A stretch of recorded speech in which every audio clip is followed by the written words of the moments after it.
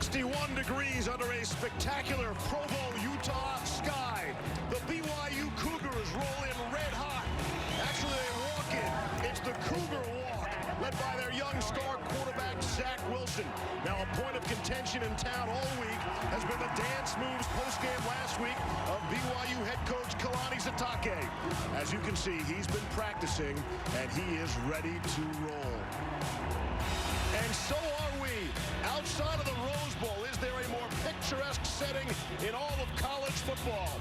It's 2-1 versus 2-1 Washington here to take on BYU. I don't want to bum anybody out. We're a quarter of the way through the college football season. It goes fast. Real fast. Need to appreciate these Saturdays. Hi, everybody. Good afternoon with Brian Greasy. I'm Steve Levy. It's a great time to be in Provo on this field. Last week, beat USC. They stormed the field. Consecutive overtime wins. Then USC beats Utah last night. Good times here, Grease. Looks better. I mean, they stormed the field. They had a great time here last week.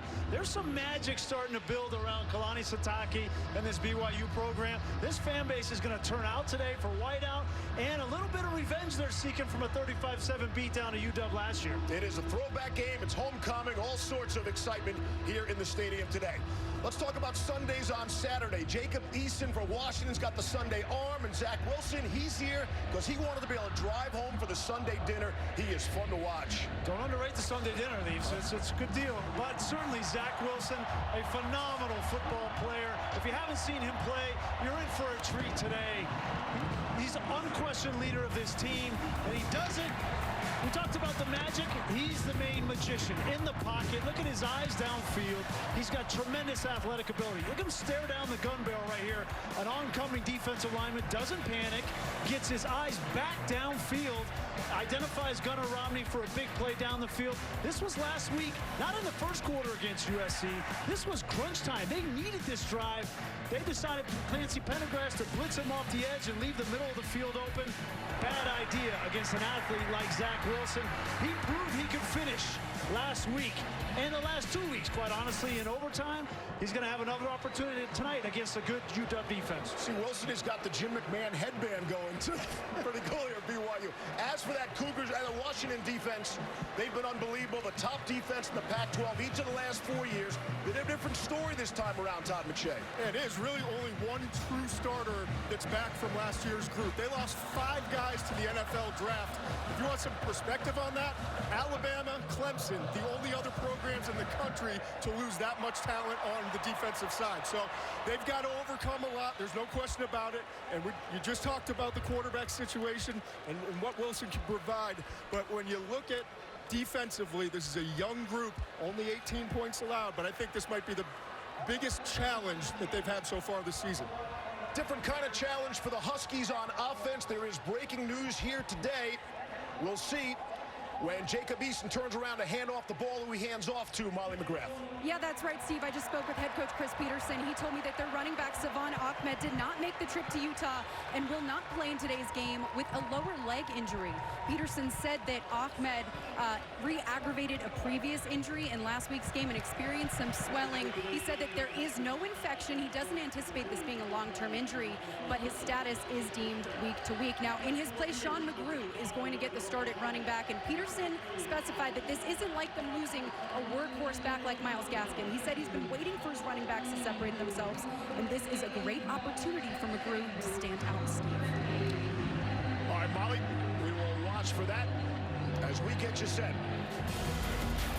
For BYU and Washington, imagine what Kalani Sitake's reaction would be to that Ahmed news. And he doesn't have to worry about the star running back for Washington. They're fired up at BYU. We'll have the opening kickoff next.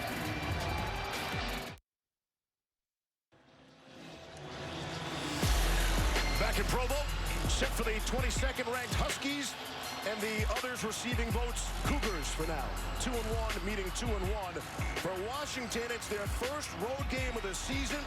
And for BYU, their monster schedule continues on here with their 4th game. Yeah, give Kalani Sitake credit. He played the toughest schedule the first month of the season of any team in all of college football. Only team to play 3 ranked ball clubs, and to be sitting here in this situation with an opportunity to go 3-1 with a win today. Can't say enough about the job he's done. And again, a chance for Coach Pete to get on the road. They expect distractions, and it will be interesting how their young quarterback handles that. Real road test here today. BYU won the toss. They chose to defer. The Huskies are in their home purple uniforms for this throwback Saturday at the request of BYU. And Sean McGrew will let it bounce out of the end zone. So Jacob Eason, he's only young at Washington, but he's not a youngster. Grew up some 30 minutes away from campus, Lake Stevens High. He was the Gatorade National Football Player of the Year. Played 16 games over 2 seasons at Georgia. Transferred to Washington. Handled the scout team duties last year. And here, first 3 games at Washington this season, off to an impressive start. 7 touchdowns against just 1 interception. Again, as Molly told you, no Savon Ahmed did not make the trip. Sean McGrew starts at the tailback. And on first down, Easton will hand it to McGrew. And right away, picks up first down yardage. It's a gain of 12 on the play, and that's how you open a ball game. Yeah, no question, Washington coming in, even without Savon Ahmed, they're going to want to establish the line of scrimmage in the run game. They feel the strength of their offense is this offensive line up front, and they have an advantage against a smaller BYU defense.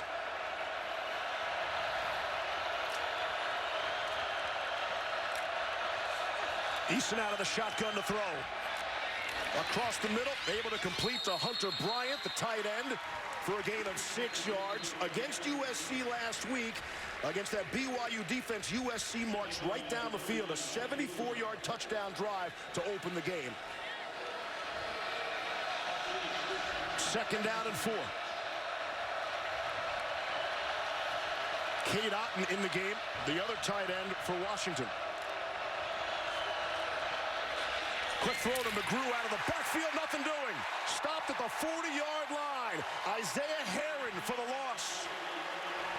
What a play by Isaiah Herron. They're trying to get the screen set up on the perimeter, and he just knifes in. Here he is. Watch him come from the perimeter.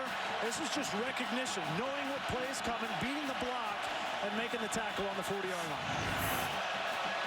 Third down and 7. The crowd will get loud for the first time here this afternoon. Sean McGrew, the tailback, is split out top of your screen. Here's Eason. BYU only rushing 3. Able to complete to Bryant.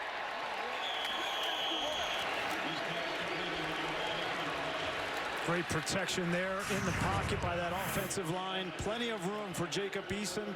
And you're going to see Hunter Bryant just come from right to left on a shallow cross. Wide open, good throw for a conversion. 21 yards. And then some. Here's Aaron Fuller now. Down the sideline, just outside of the BYU 20. Austin Lee forced him out of bounds, gain of 18. And look at Washington on his opening drive. And right away, they get into their tempo. They feel like they play best when they get a first down on that third down conversion. Take the tempo, ratchet it up a little bit. From the BYU 21, bit of a high snap brought down. Here's McGrew. We'll say for 4 yards on the carry. Max Tooley, the true freshman, makes the stop. They've had some holes on the inside of this defensive front already in this first quarter. Keep an eye on the center, number 56, Nick Harris, right there in the middle. He's the smallest offensive lineman on this team, but he's one of the most athletic and great at getting to the second level. Richard Newton has checked in, had 8 carries a week ago, 3 for touchdowns. Second down and 6.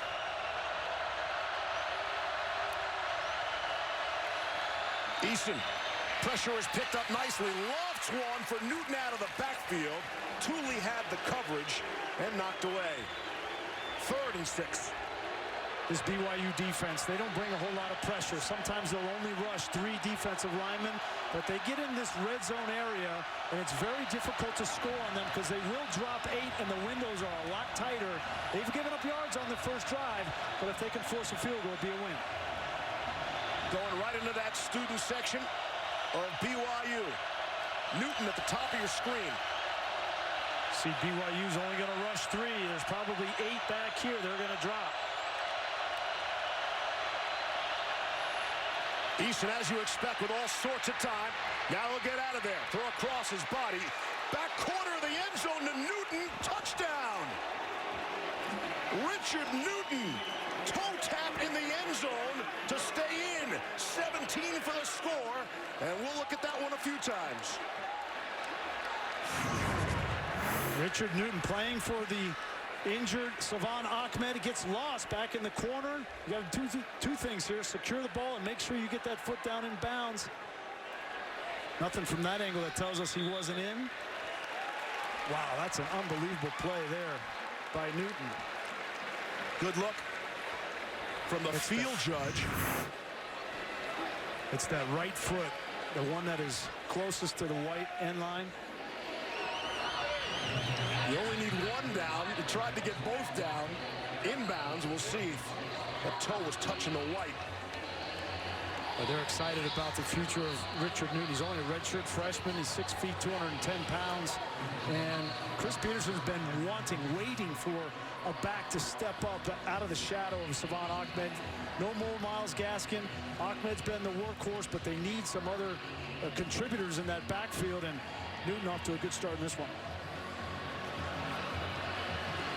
I'm not sure we've seen a conclusive replay yet. The touchdown is confirmed.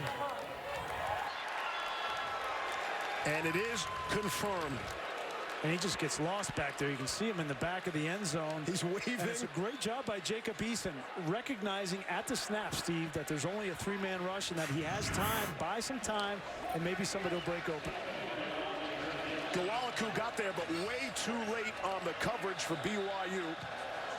And Peyton Henry has come on for the extra point attempt. And he will boot it through. Again, USC marched 74 yards down the field right here a week ago to open the game.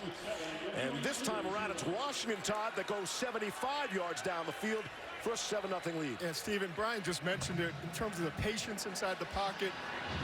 Really looking through all of his progressions was Eason.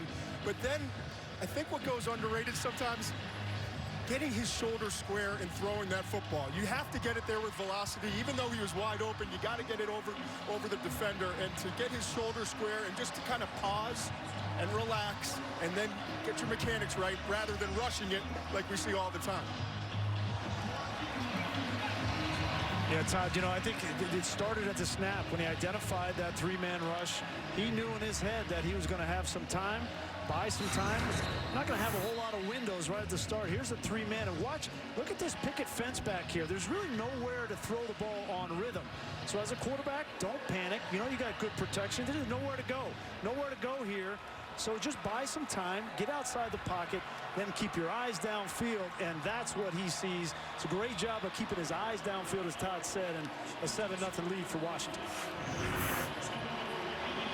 See Eason 5 of 6 on that drive. Washington has now outscored their opponents 49-0 in the first quarter so far this season. That's impressive on offense. But how about Washington hasn't given up a single point in the first quarter this season? Kick is underway. And out of the end zone, touchback out to the 25. Let's say hi to Zach Wilson. We told you about the Sunday dinner. That was important to him. From Draper, Utah, some 30 miles north of Provo. Kid says he can make it in about 25 minutes, depending upon traffic. He's one of 36 grandchildren on his mother's side of the family. Really interesting, strong family that grew up Utah fans. Originally committed to Boise State. Mom was all kind of ticked off about why BYU got into the recruiting game so late. But here he is. Tyson Williams, the ball carrier for a gain of 1, and that's how BYU opens on offense. Well, young Zach Wilson started 7 games a year ago. He actually hurt his shoulder. He had surgery in January, a labral tear, and they had to get that fixed up. So he didn't throw the football all off season until a couple of weeks before camp started. He told us last night it's feeling a lot better than a year ago. To throw down the sideline, and it's knocked away. Elijah Molden had the coverage on Aleva Hefo. Yeah, they tried to get Hefo matched up on Molden. That's a matchup that BYU favors. That ball's a little bit underthrown. You got to throw that one out to the numbers and give your receiver an opportunity to go get it. That shoulder injury you spoke of, that dates back to his high school days. Just never had it fixed. Overthrowing, he said. He said he wasn't highly recruited, and so there was a bunch of throwing he had to do to get to a recruited. Wilson back to the air. That one just far too long for the tight end, Matt Bushman. There is a flag down. Keith Taylor had the Pass coverage. interference. Defense number 27. 15-yard penalty. Automatic first down. Steven Strimling is our referee today. Taylor figures to have his hands full all day with Bushman. We're going to see this matchup quite a bit in this game. Bushman is clearly the best receiving option for BYU. And Taylor is a corner. Obviously, he gives up a lot of size, but the speed, I think, is what they're looking for in Taylor in that matchup. 14 penalties all season against Washington, the fewest in the Pac-12. So they're not used to that. Here's Wilson to throw. Sails that one in. It's Hefo. And he's got the first down. And that was a good-looking ball for 19 yards. Cameron Williams on the coverage. Like most things, starts with the protection. Look at Zach Wilson in the pocket. He's not the tallest at 6'1", but look at the anticipation. The reason that play is successful is two things for the quarterback. You know the route combination. You know the defense. You're anticipating that window. And a nice pocket gets a first down. Down to the Washington 40. It's Williams. Tyson Williams has more first down yardage and stays on his feet. Impressive run down to the Washington 25, gain of 15. Nice block by the center, MP66. He's going to get the linebacker right there. He pushes him out of the hole. And Tyson Williams at 215 pounds, the South Carolina transfer. He's a different kind of back than BYU's had. 1st and 10. Throw and complete. Able to hit Talon Shumway. Gain of 6 on the play time. Williams is impressive. You know, all he's been through, and the fact that he's just kind of taken on a leadership role as a transfer, but also just studying his tape. Some guys just have a great feel, and he does. He has the vision and the patience. He knows when to get north and south, and he knows when to allow his blocks to set up. I really like him as a back. Washington trying to blitz right into the run, and Wilson's going to be sacked. Dropped by Benning Potoahi. And that's a sack, loss of 6 on the play. Yeah, that was a busted play from the start, right up the middle, Potoahi. And now this brings up a situation that Zach Wilson's got to manage. You're in 2nd and short situation. You're feeling good about going in and getting a touchdown. Now you're in a 3rd and 10 situation, and you really got to think, if it's there, take it. If not, dump it down and don't give the field goal away.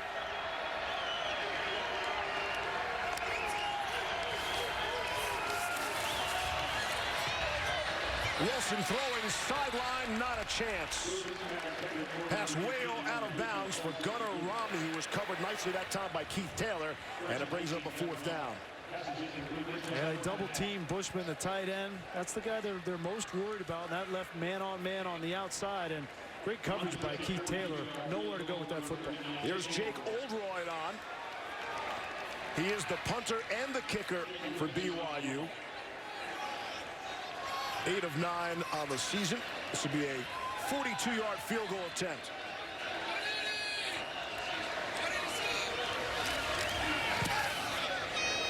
And everything about it is perfect. Nicknamed Jake the Make, he's good there. But wouldn't you know, the first points Washington has given up in the first quarter all season. 7-3.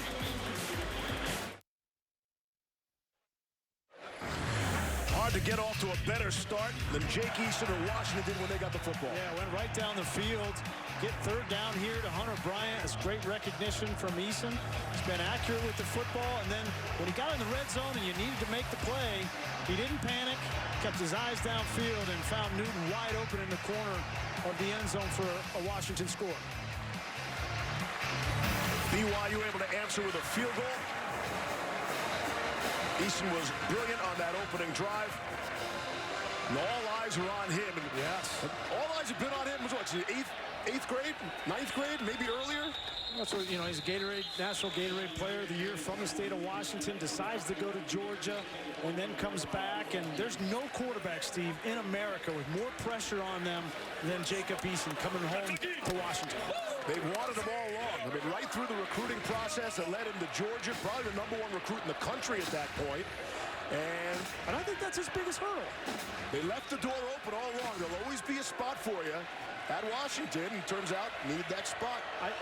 What I mean by hurdle is I don't think he can be everything for everybody. He just needs to settle in, play his game, and he'll be fine. Here's Richard Newton for a couple. Bring up a 2nd down and 8. And, you know, Washington has been known for putting pressure on their quarterback. We thought Jake Browning was terrific, right? Smashed every record. He had an awful lot of critics there, despite all the good things he did. Yep. He's got the pieces around him here on this offense. You know, obviously no Ahmed today, but he's got some good tight ends, and Hunter Bryant and Kate Otten, and some playmakers at receiver. Bryant and Otten are both in there. Quick out to Aaron Fuller. Very close to the 1st down marker. Bring up a 3rd down and 1. Molly. Washington O-line coach Scott Huff asking his players, are you guys able to hear out there? And they said, no, we can't hear on 3rd down. So they emphasize quick huddles, loud over communication. And Jacob Eason told me they practice with crowd noise and even said, I know this stadium holds 63,000, so we know what to expect. Steve, when does a quarterback know the capacity of a stadium he's about to play in? That's pretty impressive. You noticed that detail. That is interesting. 3rd down and 1. Wildcat. That's Richard Newton set to take the snap. They got 3 tailbacks in there, and Newton's going to keep it and stumble forward for the 1st down. Boy, that was just great effort by Newton. BYU had him dead to rights off the edge. Almost gets in there in time. That's Peyton Wilgar off the edge, but great effort by Newton. You had Newton, McGrew, and Kamari Pleasant all there in the backfield. Give him a fresh set of downs. McGrew stays in the backfield all by himself. This is Easton under center. And he'll give it to him. Breaks a tackle on the left side, 1st down yardage, and across midfield, there is a flag down. They're going to get Nick Harris for a hold, Steve. Holding, offense number 56. 10 yards from the spot of the foul. Replay 1st down. Lorenzo Utea lines up right over Nick Harris. Number 55 on 56. Here's 55 and here's 56. A great matchup in this game. It's good initially by Nick Harris, but then when he tries to disengage, he holds on, and that's a good call. Brings back a nice 1st down gain. Wipes out a 19-yarder. Harris, that leader, the unquestioned leader you spoke of that offensive line, started at the guard spot as a freshman. Undersized player in offers from New Hampshire and Cal Poly, and that's pretty much it. Washington to the rescue. It's crazy when they're 300 pounds and they're undersized. Otten in motion, top of your screen. Again, BYU traditionally rushing only 3, and Easton will take it and scamper out of bounds just outside the 30-yard line. J.J. Nwigwe forced him out after the gain of 2. Steve, I'm trying to relay to people so they understand kind of what this BYU defense will do in rushing only 3. They're trying to keep everything in front of them, right? They're trying to keep their eyes on the quarterback and force the quarterback to try to fit something into a tight window. But so far, Jacob Eason has not panicked. He's understood the structure of this defense, and he's using his legs to extend plays. Now, I get that against an air raid style offense like against USC.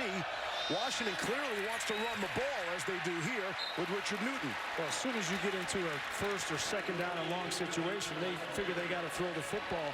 The question of this game will be, can BYU play their structure of defense and still stop this UW run attack?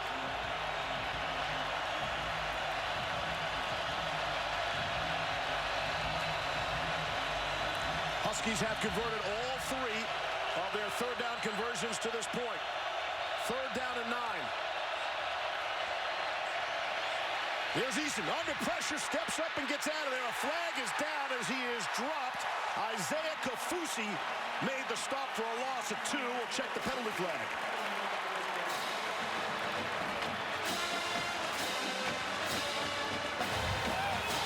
Personal foul, face mask, defense number 11. 15 yards from the previous spot. That penalty includes an automatic 1st down. Isaiah Heron, the redshirt freshman from Las Vegas. Boy, and Heron made a great play on the opening drive for a tackle for loss. And they make another great play to get off the field defensively. And Heron is flagged and gives a 1st down. Look, here's Heron on the outside. Just gets he gets a hand up in the face of Fuller. And that side judge, you can see he saw it right away. That's an unfortunate penalty for Heron. Pushes the ball now across midfield for Washington.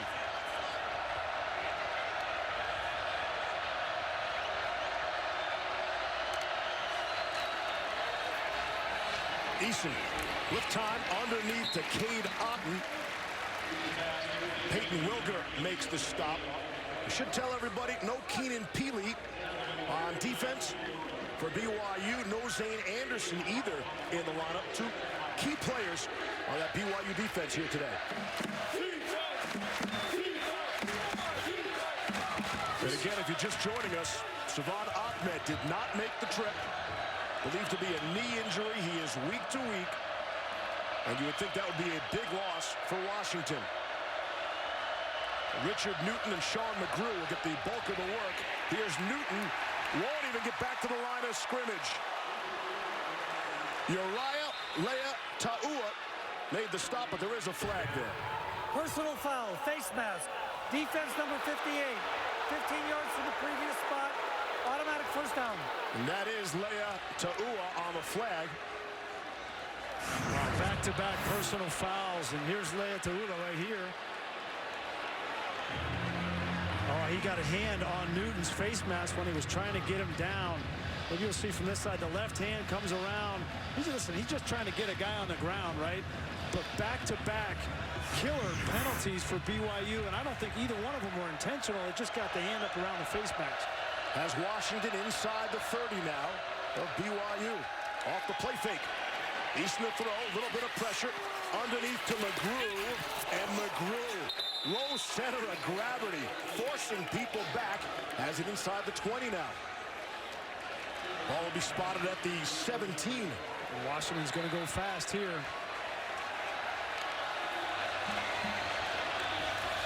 On the ground, it's McGrew, and not that time. Stuffed at the line of scrimmage. Peyton Wilger came up to make the stop. First man in for BYU. Well, the last drive that Washington had, they got down in here, and then it got to a third down, and were able to buy enough time to find Newton for the end zone. BYU has to get a stop here, at least force a field goal and capture a little bit of momentum.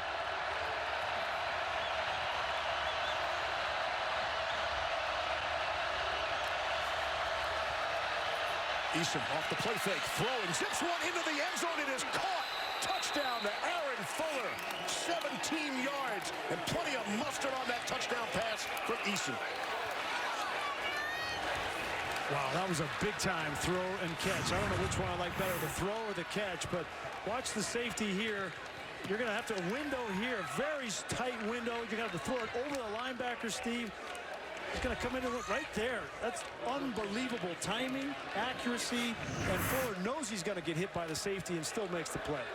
Hey, BYU can't do anything about that, but they can do something about the 30 yards in personal fouls that they allowed to Washington, leading for that latest touchdown. Jacob Eason. Is that the Sunday arm we were talking about? Yes, that's the Sunday arm. Washington having their way so far here at BYU.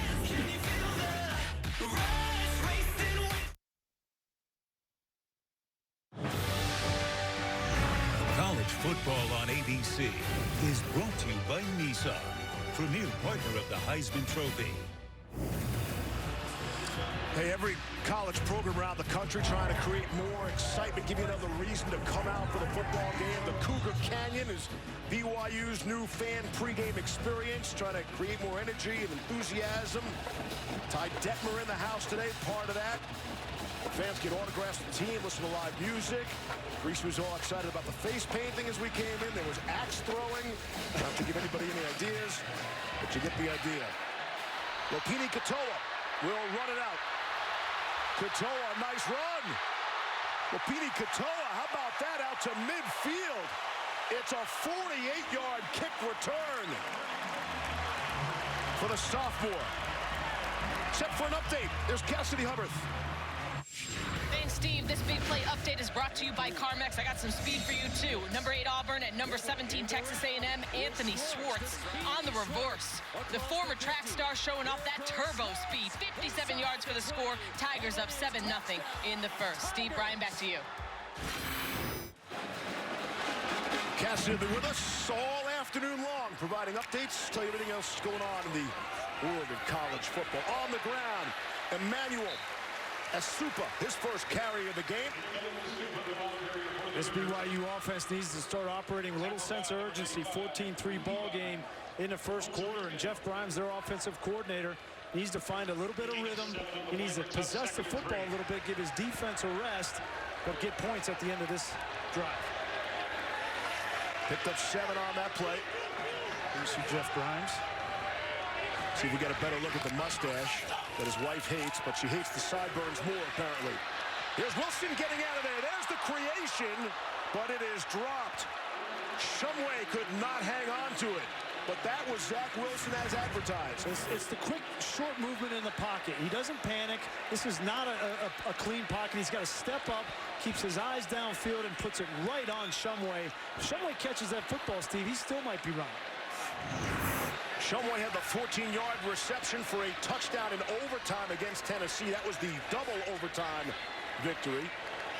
And BYU off consecutive overtime wins. They've never played 3 straight since the advent of overtime in '96. Trying to hook up that time with Micah Simon, and the flag comes in.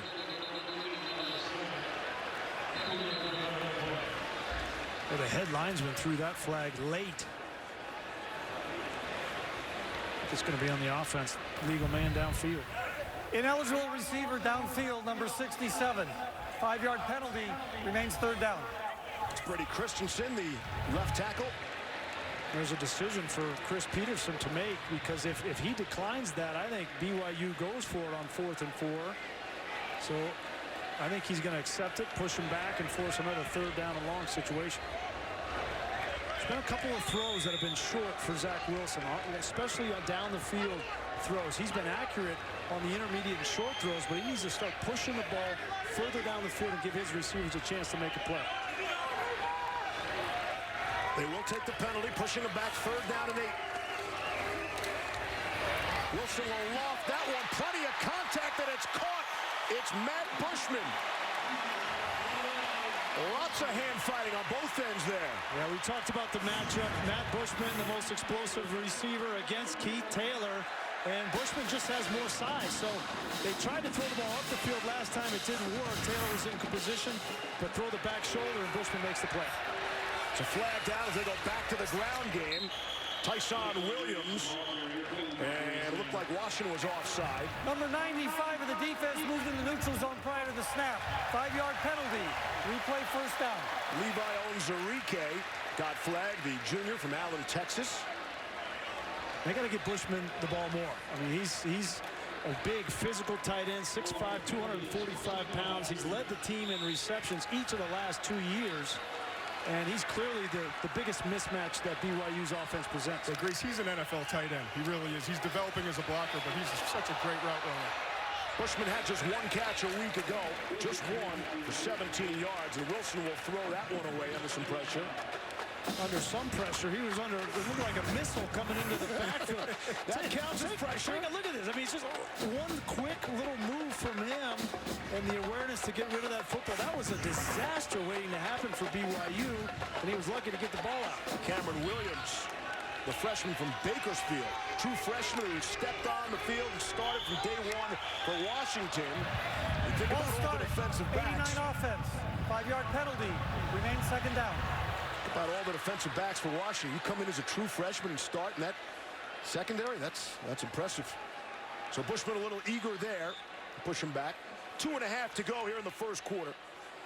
14-3 in favor of Washington. Bushman up here at the top of the screen. There you go. Figure that out eventually. Here's pressure. Oh, the ball comes out. Wilson was popped in a big way at the 30, and it is picked up. And Washington running down the field. Brandon Wellington all the way for a touchdown. And there are no flags. It's a scoop and score off the sack. 70-yard touchdown defensive for Washington. Wow, what a game changer for BYU. You're going in, you're going to get some points, get back in this football game, but Ryan Bowman, here he is right here. He says, no way. Watch the quickness off the line of scrimmage, beats the right guard easily, finishes at the quarterback, and then the heads-up play by Wellington falls right into his lap. And this defense for Washington, you mentioned it at the top, both you and Todd said this defense has been the best in the Pac-12 the last 4 years. A big reason why is because they were at the top of the league in takeaways, and now they score. Zach Wilson took a big shot there. Extra point is good. And it's all good for the Huskies. Wondered how they would respond on the road for the first time this season. The answer is just fine so far. Wilson absorbs a big hit. It's another touchdown for Washington.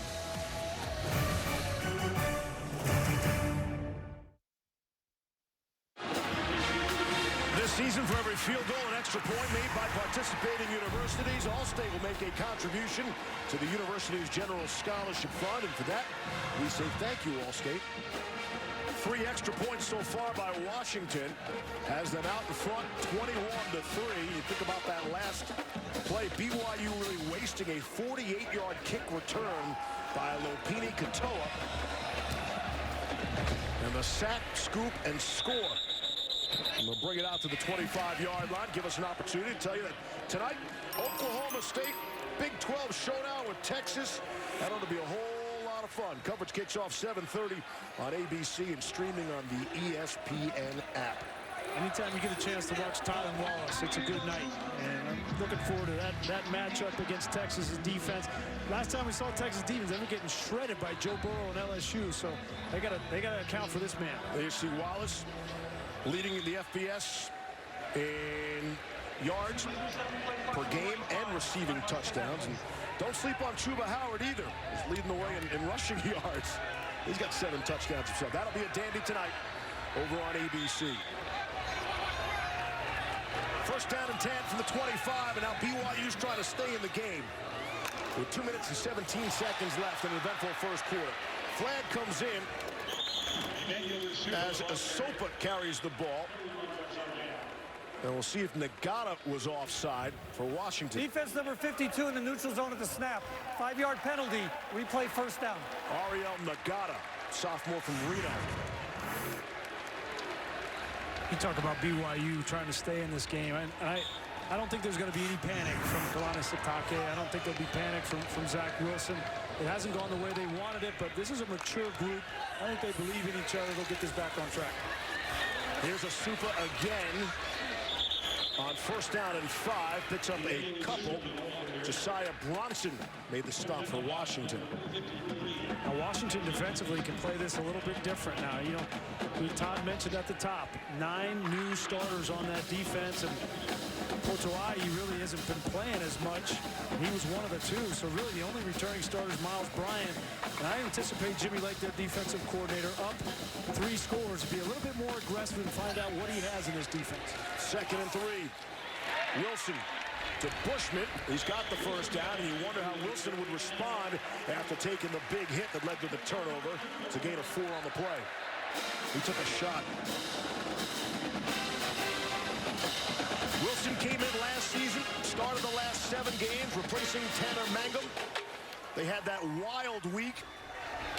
The bad loss at Washington followed up the amazing win at Wisconsin last year.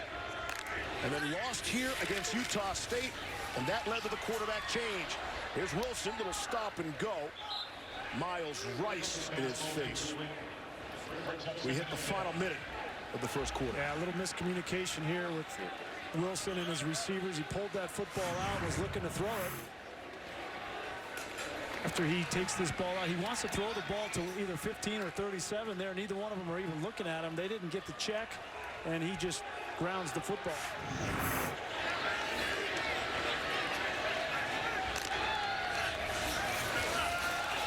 Washington rushing 4. Wilson gets out of it, able to find Bushman again. There is a flag down as Bushman got across midfield for a gain of 18. We'll see if it stands. I think they're going to get a hold. Holding. Offense number 74. 10-yard previous spot. Replay 2nd down. It's Kiefer Longson, the backup left guard. We've seen this BYU offensive line get beat. Last time it was Ryan Bowman getting into the backfield. Here he is right here.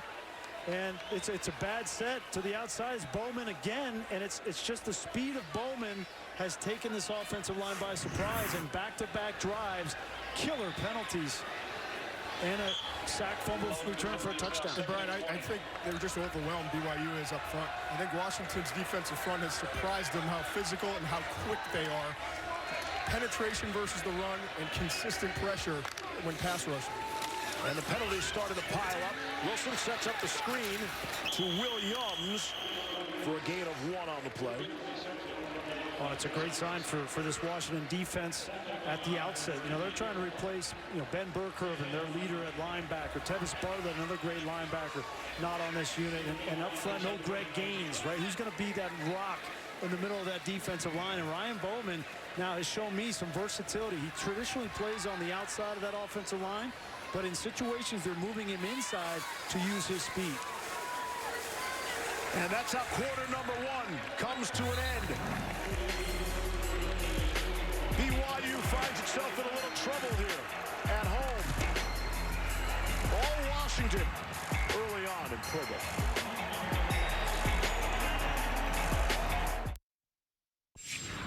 Hubbard here, and let's take a look at one of AT&T's best performances. Number 6 Ohio State trailing Miami of Ohio 5-0. Yes, 5-0 until J.K. Dobbins breaks off a 26-yard TD run. Ohio State now on top 7-5 in the first. Steve, back to you.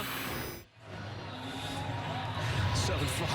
Love it. Got it. Hey, it was literally freezing here this morning. See the snow. It doesn't bother me, Grease. It wasn't freezing here. It was freezing on the top of those mountains. 32 degrees. And there are clear skies. Early this morning when I went out for my hike to hike the Y again without you. Matt Bushman on 3rd and 19, able to pick up 4 on the play. His 3rd catch already, and it's a 4th and long. Now listen, Washington's schedule, we realize first quarter of the season is not what BYU's schedule was, but still plus 60 in the first quarter. Nice way to start your season and start these games. There's no question, and a lot of that goes to Chris Peterson. Give him credit. One of the best coaches in all of college football. He has his guys ready to play week in and week out. Now, they didn't play as well as they wanted to against Cal, but I think we're finding out that Cal's a pretty good football team, too. First punt of the game. Aaron Fuller runs up and takes the knock. It's a 39-yard punt. We will step out again. Jacob Eason coming back on the field. Hard to do much better than that. Washington looking for more.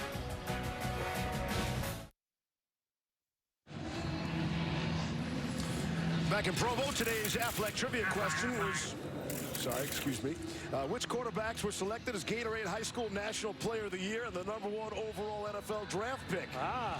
Give you the answer in just a bit. I got a couple thoughts. I'm sure you do. I would say Peyton. I'd say Peyton. I'd say Peyton's good. Jake Locker for Washington. It's an excellent guess. It's not accurate, but it's a very good guess. Here's Washington up 21-3. Locker wasn't taking 1 overall. There you go. Aaron Fuller pick up a few. We'll call it 5 on the play. Get to the answer. You don't give me a whole lot of time for these. No, sorry. We got a lot of business to take care of. Hey, I got Jeff one. George, Peyton Manning, Tim Couch, and most recently, Kyler Murray. Okay. Jake Locker, come on. I was thinking the player of the year. I didn't think about the #1 overall draft. Let's keep it quiet because I didn't know the answer. Yeah, 2-point question. Let's keep it simple, okay? Off the play fake, it's Fuller on the receiving end. He's just about to midfield. Washington at 8-1 when Aaron Fuller has a receiving touchdown. He's got one earlier tonight. So, Todd, I think that Steve's implying something with that Affleck question there. He thinks that this Jacob Eason could be a #1 overall draft pick. What do you think? We'll get to McShay's big board in a second. Eason loads up and throws, and wide open was Cade Otton. 19 yards. How's our big board looking, Todd? It's such a limited sample size that we have on him, right? Yeah. But it seems like he continues to get better. And I'll tell you what, arm strength can be the most overrated thing in evaluating a quarterback, but the ball just pops off of his hand like no other quarterback we've seen this year. Here's McGrew taking people on, and it is a first down. 3 straight first downs for this Washington offense led by Jacob Eason, who finally came home after that stint at Georgia. And these things do work out. As they do often in life, they work out for a reason. Sean McGrew is stopped right there. Well, just to follow up on what Todd said, I completely agree. Arm strength is a necessity in the NFL, but it doesn't really matter if you have the strongest arm in the NFL. You have to be able to process information, and that's what I've really seen today from Jacob Eason. He's been decisive, and for you to be decisive as a quarterback, you have to know what you're doing. You have to be able to read defenses and anticipate throws. Second down and 8. Deep inside BYU territory. Look at this protection. Now it breaks down, able to get it out to Newton. A pickup of about 1 on the play. And for as good, guys, as Eason's arm is, he was in a flat-out open competition at quarterback with Jake Hayner coming into camp this year. And there was a real battle. We were told it was very close. And so Eason wins it, and Hayner takes off. Transfer portal deal. He left on August, the 24th of August. Yeah, and Bush Hamden, it was a very tight race, I just said. And, you know, I talked with Bush on the sideline before the game. He felt like he wasn't aggressive enough calling plays in that Cal game. He needs to give his quarterback an opportunity. See if he does right here on 3rd and long.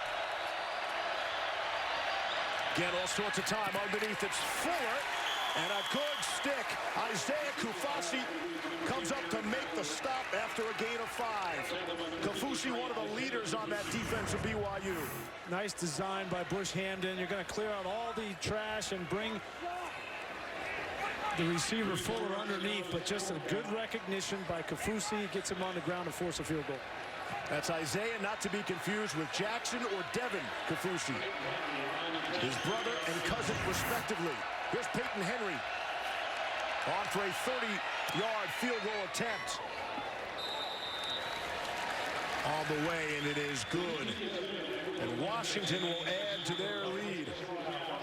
24-3. Huskies having their way with the Cougars as of now.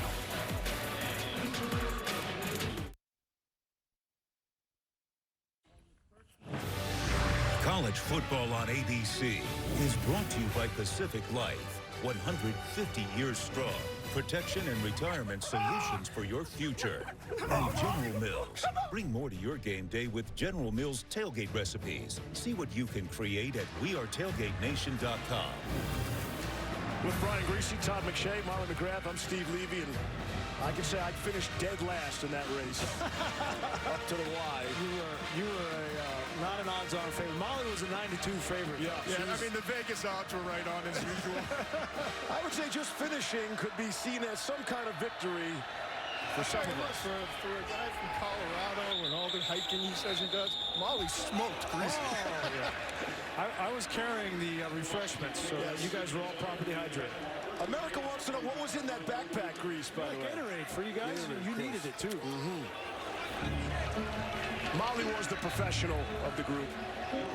Now, I have to admit, this was my second time hiking the Y. The last time was with Adam Amin, and I decided we should run it, and he did get sick. I will say no one got sick. I was the pace car, though. I was leading the pack, and Steve, you make a great caboose, buddy. Thank you. Thank you. It was awesome up there. You know it's bad when the biggest compliment we can get is we didn't get sick. Zach Wilson zips it into Matt Bushman. 4th catch of the game. That's good for 28, and BYU needs more of that. This is what Zach Wilson brings to the table. The athleticism, extend plays, keep his eyes downfield. That's a big-time throw to Bushman.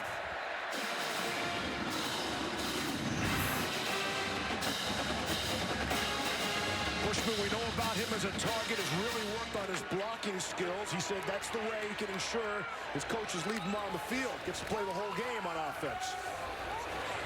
Here's Wilson to throw. Loads up. It is Bushman again. Found a soft spot in the middle of that Washington defense for 23 there. Well, you see, Bushman, the thing I like most about him is he understands the difference between man and zone coverage and how to settle in the hole and be friendly to your quarterback. And that time he found a similar hole, basically the same play, Steve, just going in the opposite direction from right to left.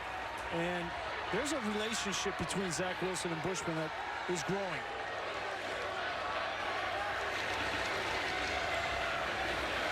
First down and 10.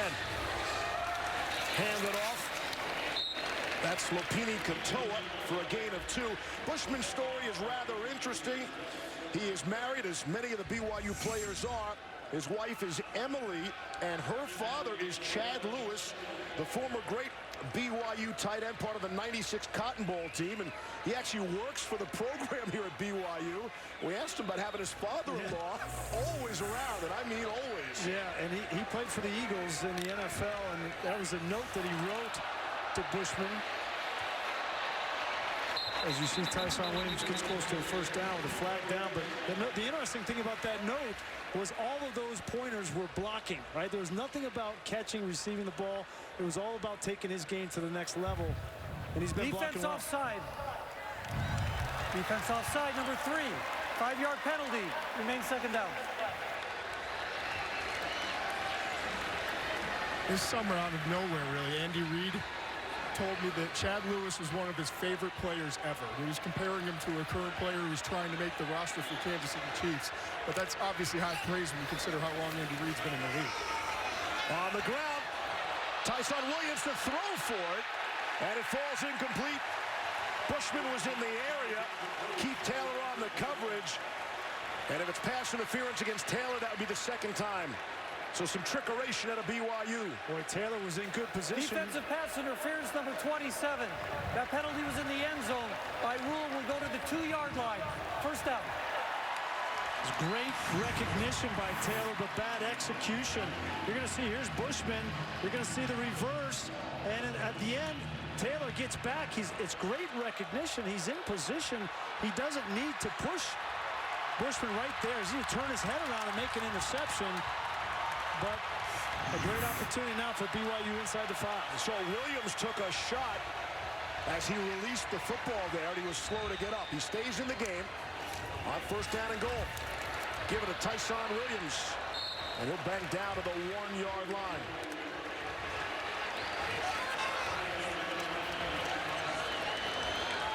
This is the area of the field. Washington's going to bring in their heavy set. You'd love to be able to just turn the ball around and hand it off. Now, Jeff Grimes and Kalani Sitake at times will use a defensive heavy set. They'll bring in 5 or 6 defensive players. They call it a scrum package. They're not going to do it here, but they have done it in the past.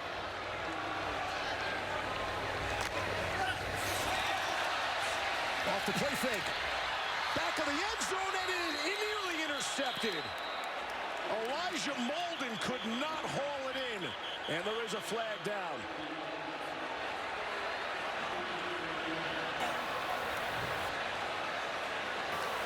Defense number 9 in the neutral zone. Half the distance to the goal. Replay second down. Josiah Bronson. See if you can, Washington. It's the offsides. It looked like that was Joe Tryon on the top, and Elijah Molden is thankful for Joe Tryon because Chris Peterson, he would be saying, listen, 2 hands are better than 1.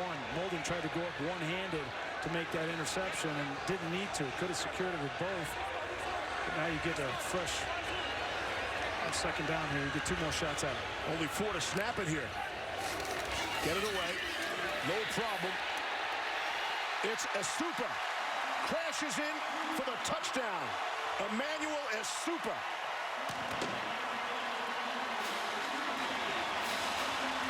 His first touchdown of the season. It didn't look like much there. He didn't get in by much. Looked like number 37, Mason Wake, at the very end right there, pushes him across the goal line. It's good effort. Never could hit the ground with all the bodies underneath him. And so BYU pushes back a little bit here. Really, that was the Bushman drive. 2 nice plays down the field. They've got to continue to exploit that matchup. And the extra point, no good. Missed it to the right. Jake Oldroyd missing on the extra point. That makes it a 24-9 game. BYU inching closer.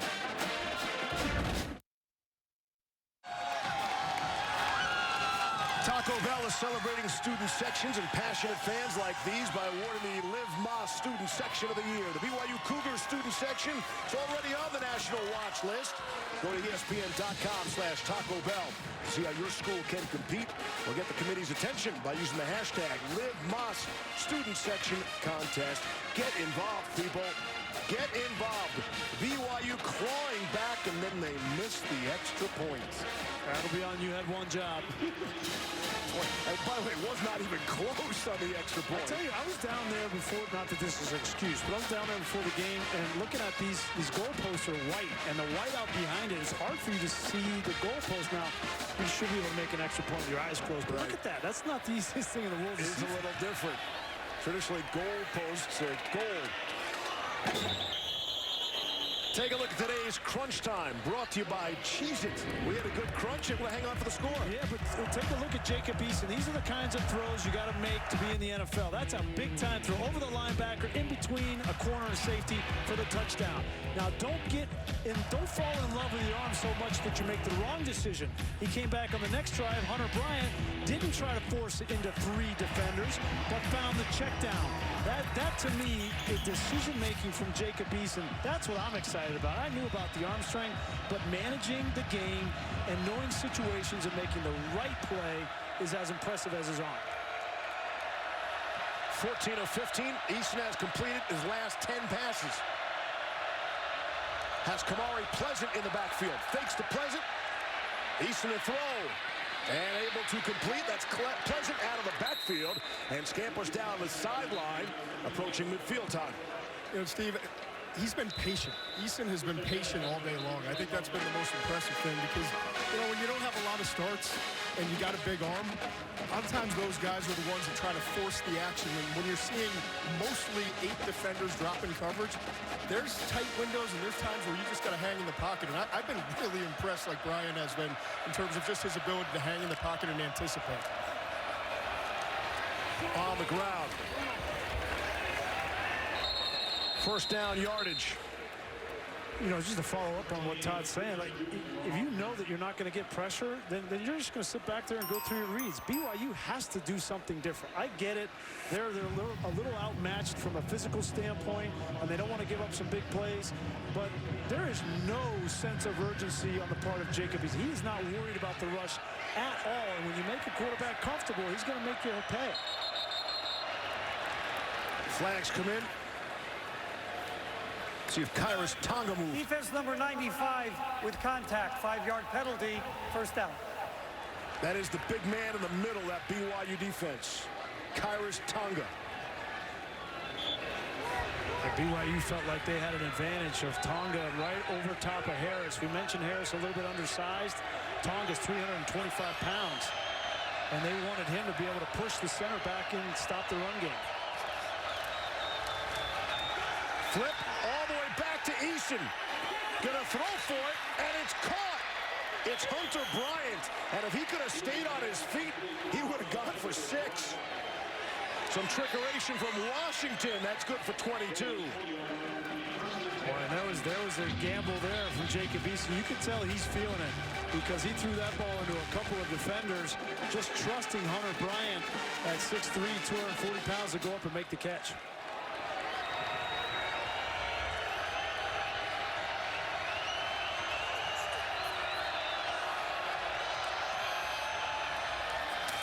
On the ground, here's McGrew, the straight handoff, and he'll spin away for 6. Austin Lee made the stop. Go back and take a look at this throw. This is a confident throw here. Not a lot of air on that ball. He's just putting that ball on the back shoulder of Bryant. He really didn't care about the safety over the top. And you're just seeing a lot of confidence from number 10 in purple. Hey, we've had 13 penalties so far in this game.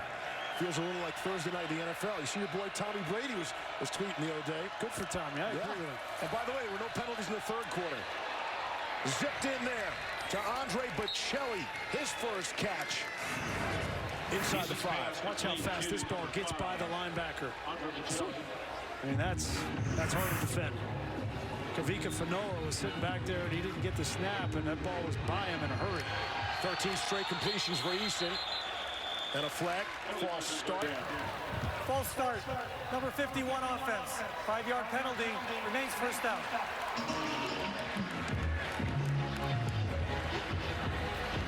Talking with Chris Peterson before the game, and he felt like that Cal game that they lost by 1 point.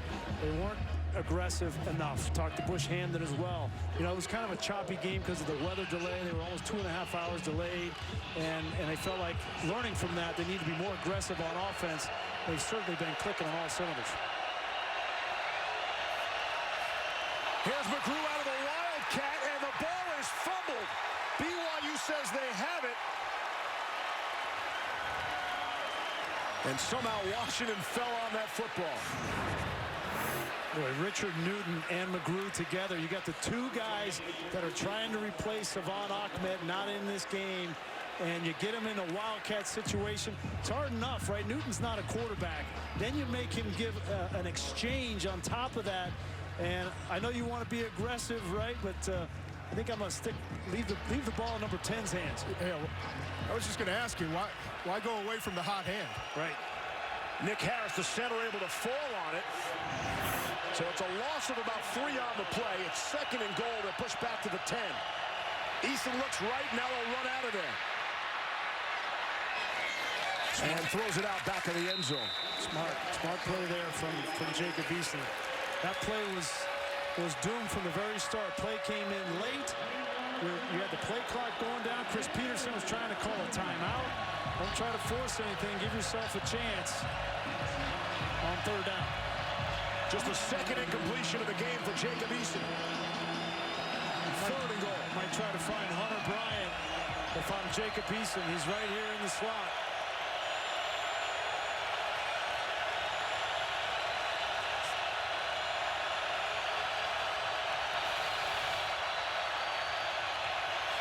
Eason throws to the 6. It's Bocelli underneath for a gain of 5.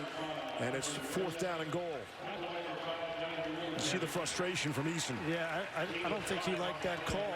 When you want to push the ball to the end zone on 3rd and goal from the 10, what is 5 yards going to do you? Or does he want to stay on the field and not come off? Here's Peyton Henry. He's been good from 30. This will be a 22-yard field goal attempt. And it's Race Porter. Some more fun by Washington. Peyton Wilger wasn't falling for that. Race Porter, the holder, tried the sneak attack. Great recognition by Wilger. He's just a true freshman. Saves the touchdown.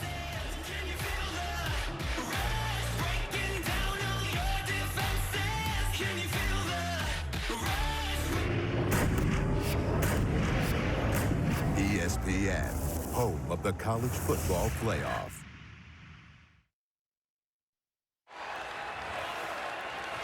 How do we feel about this call? I don't know. I think it was a good call, actually. You got 2 guys over there to block 2 guys, but watch, 83 does not get the block right there in the middle. So the good news for BYU is they stop it. The bad news is you're starting from your own 4 with Tyson Williams for a gain of 1. That was Devin Culp, the tight end number 83. So I think Chris Peterson, we know how much he studies special teams and loves his trick plays. From a schematic standpoint, he had the right play called. It was just bad execution by Devin Culp. So Washington had a 1st and goal at the BYU 2. The false start, the fumble, incompletion, short pass, and a fake field goal that is stopped. 2nd down and 9. It's Williams. He's going to be short. 3rd down and short after the gain of 8.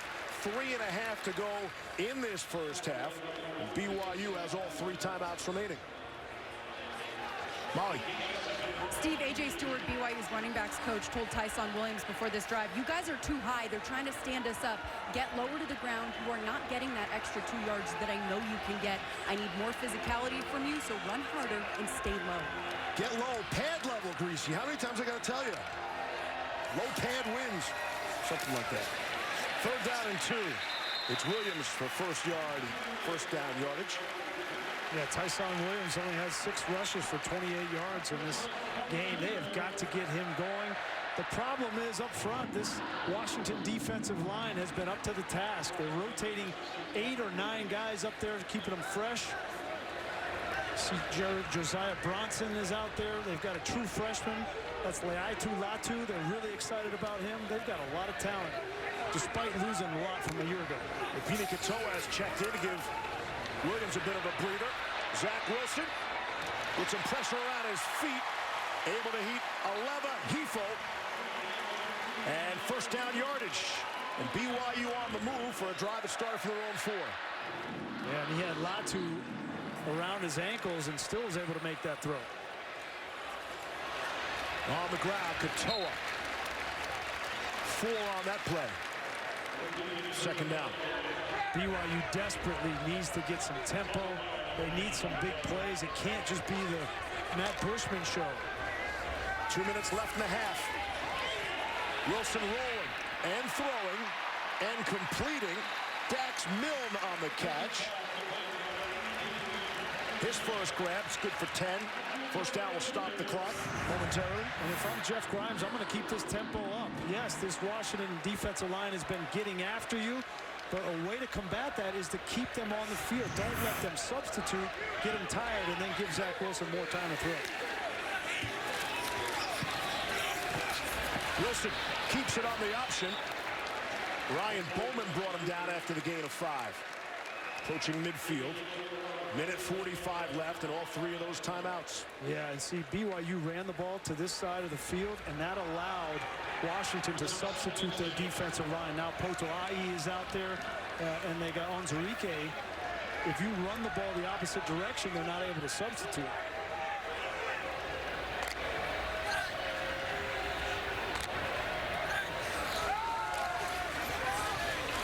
Good protection for Wilson underneath. It is caught again by Milne. He's got the first down. Again, that will stop the clock. Gain of 5.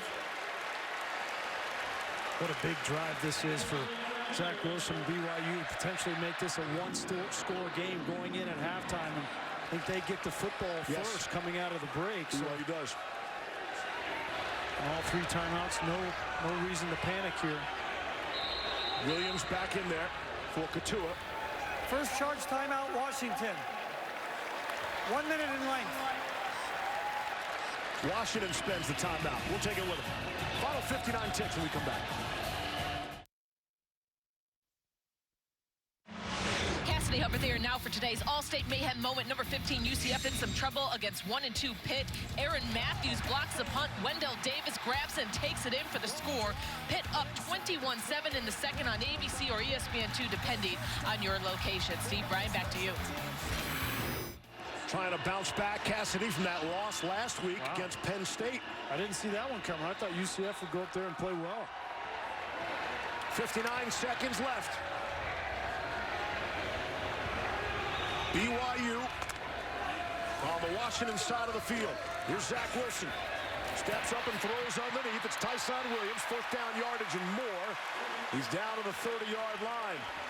Let's see if he's able to get up now. He's still down. He took a hit right on that knee. It was a great play. He's just running the check through, they call it. They dump the ball down to him, and then he splits a couple of defenders and gets across the 30-yard line, but he took a hit low. You heard the crowd react when they flashed the play up on the Jumbotron here. He's had a circuitous route. North Carolina, South Carolina, and now came out here. And Kalani Sitake, you see out there over his grad transfer, said he was up front with him as to what he would expect and what he was getting into coming out here to BYU. It's just different. It's harder to be a part of this program and the expectations and the honor code and everything.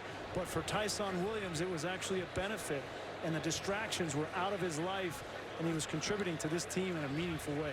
His mom is at the game today. She is active military, and this was a game she was able to make, and there you see her looking down and concerned about her son. She won't even look at the field. That's agonizing. I mean, for anybody that's a parent, right? Your heart is outside your body out there with pads on playing, and I just hope that that's not too serious. Let's go back and take a look at exactly what happened. He's just trying to get up the field, and Miles Bryant hits him on that left knee. You see the knee kind of buckle a little bit. Immediately he grabs it. Williams, such a polite young man. We had a chance to sit down and talk with him. As he helped off, Opini Katoa has checked back in. Clock winding, under 50 to go now. Here's Wilson. Across the middle, batted up into the air, and nearly intercepted. Wanted Hefo. Elijah Molden knocked it away. It's a great play by Elijah Molden. He's playing in that nickel back spot. That's new for him this year. You know, Miles Bryant was the nickel a year ago when they had all that talent in the secondary, but they need Bryant to play safety, so they inserted Elijah Molden as the nickel back. And he's been up to the task, as you see Tyson Williams going directly to the locker room. Let's see if we get any word from the BYU folks, from Molly. Here's Wilson trying to get out of there. Not this time. He's dropped. It's Benning Podolahi on a sack. 36 seconds left in the half. And this is the one thing you cannot do if you're Zach Wilson. You cannot take a sack.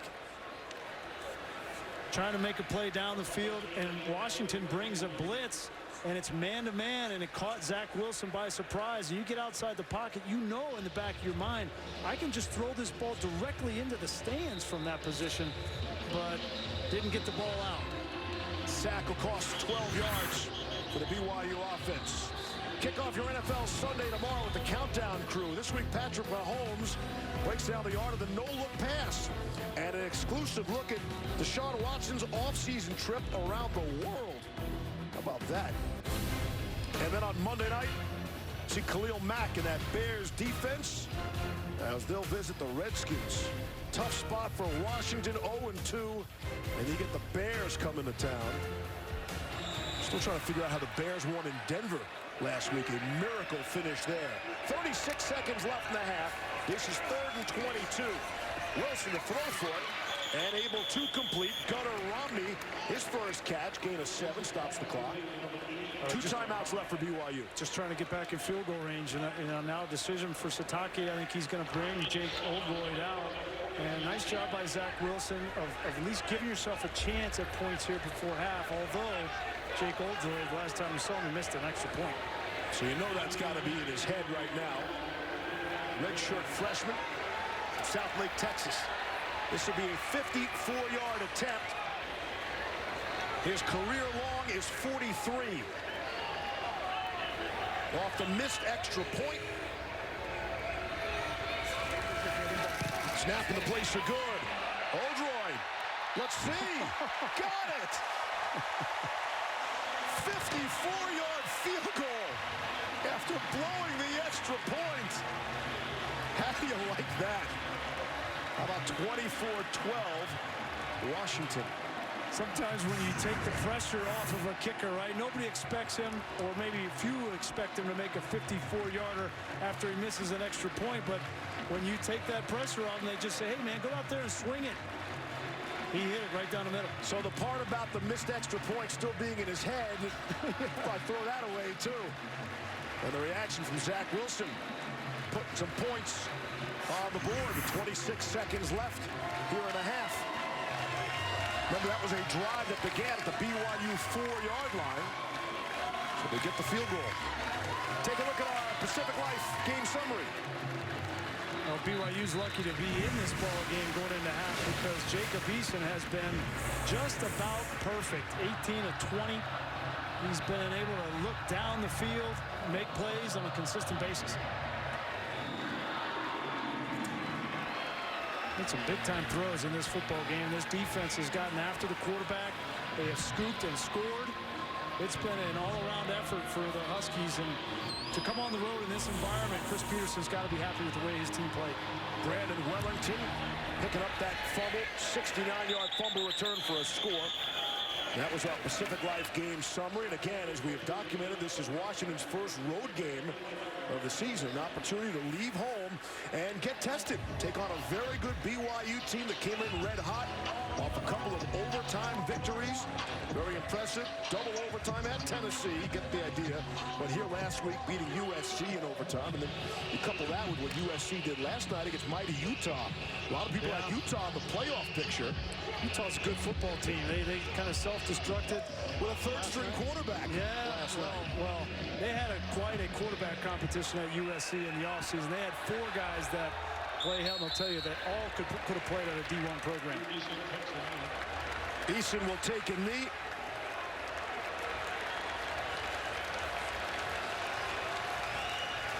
BYU will get the kick to open the second half. They get a monster field goal from 54 yards away.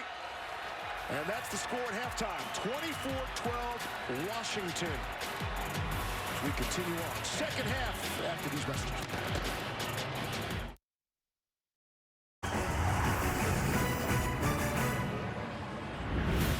Back in Provo on a spectacular Saturday afternoon. Washington double it up. BYU at the half, 24-12. Welcome back inside the broadcast booth. Steve Levy along with Brian Greasy. This was a 24-9 Washington game. Coach Pete goes fake field goal to try to get a 31-9 lead. It's a failed field goal. We have a very interesting first half and a second half coming. This game is a long way from being over, right? That decision and that failed conversion now has let BYU stay in the game. And we know that if BYU can get it to a fourth quarter game, they can do well in overtime. And of course, we had a 54-yard field goal towards the end. Had a lot of action, and we look forward to more. Today's Player Spotlight is brought to you by Wrangler. Has to be Jacob Eason. Yeah, the first half has been all about Jacob Eason. You couldn't play much better. 18 of 20. He's been confident. He's been calm. He's made the throws down the field when he's needed to. He's also checked the ball down. If I'm BYU defensively, I'm going to think long and hard about getting a little more pressure and making Jacob Eason a little bit more uneasy in the pocket. And Zach Wilson says, hey, don't forget about me, Todd McShay. Yeah, and early on, there were some struggles. There's no question about it. But listen, it's not 18 for 20, but 13 for 19 is not bad, especially when you're getting pressured as much as Wilson did. I'm impressed with this young quarterback, with his ability to hang in the pocket, his poise. Yes, he can move and run around, but he's seeing the whole field. And I saw a lot more confidence as that second quarter went on. I'm interested to see how he responds in the second half. And BYU will get the football to open up this second half. Lopini Katoa had a 48-yard kick return. Won't have an opportunity there. Molly McGrath at halftime had a chance to talk to the BYU head coach. Coach, what is Tyson Williams' status for the second half? We're still evaluating him right now, but what we got to do in this game is plan on not having him for the second half. If he is limited, how will that affect what you guys do offensively? We'll just keep playing. We knew that this schedule would test our depth, and now it's next guy's got to step up and make plays. That's the way Tyson would want it to happen. All right, thank you, Coach. Thank you. All right, Molly, when you look at it that way, both teams now will play the second half without their top tailbacks. And here's Zach Wilson to throw, coming out at halftime. And it was caught and dropped. Aleva Hifo could not hang on to it. Elijah Molden made sure of that. Wow, watch this hit on Zach Wilson. Coming right into the living room. That's Tryon. And it looked like he caught him up in the neck area. No, that's a good hit. That is a good hit by Joe Tryon. His face mask right on the chest. Those are the hardest as a quarterback because you don't see him coming around the edge of targeting. They're going to stop this game and take a look at whether this was targeting by Joe Tryon. And I understand why they're looking at this because it was a very violent hit. But to me, in my book, that was a clean hit by Joe Tryon. Tryon is considered the best pass rusher on this Washington defense. And we'll take a look at it as they do.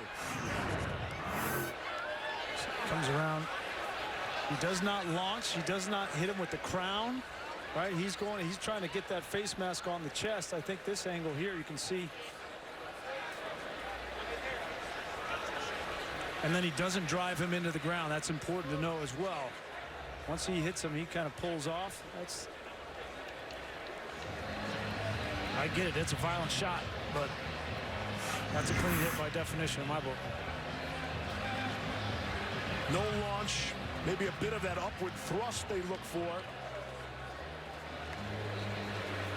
It's worth noting that Washington does not have a single targeting penalty against them so far this season. And that's something to keep an eye on as the season progresses. 3 targeting penalties against a player will cost that player a full game suspension.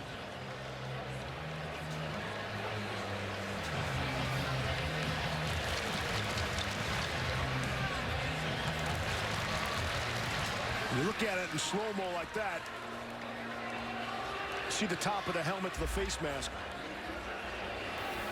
After review, it's determined number 9 of Washington committed targeting.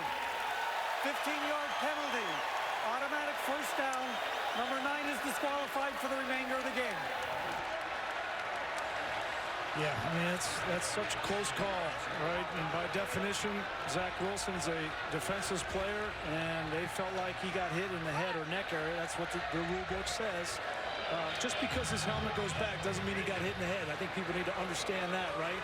You get hit as a quarterback, and your head will whiplash back, and your helmet can come off. So, in my book, I would have left that a no call. So, Tryon out. As Super's the ball carrier. Nagata made the stop. He's the backup for Joe Tryon. We talked with Kalani Sitake yesterday about targeting. Again, we realize it's targeting against Washington, but Sitake wanted wholesale changes on the targeting. He said that we really have to embarrass a kid and have him sit in the locker room for the rest of the game all by himself.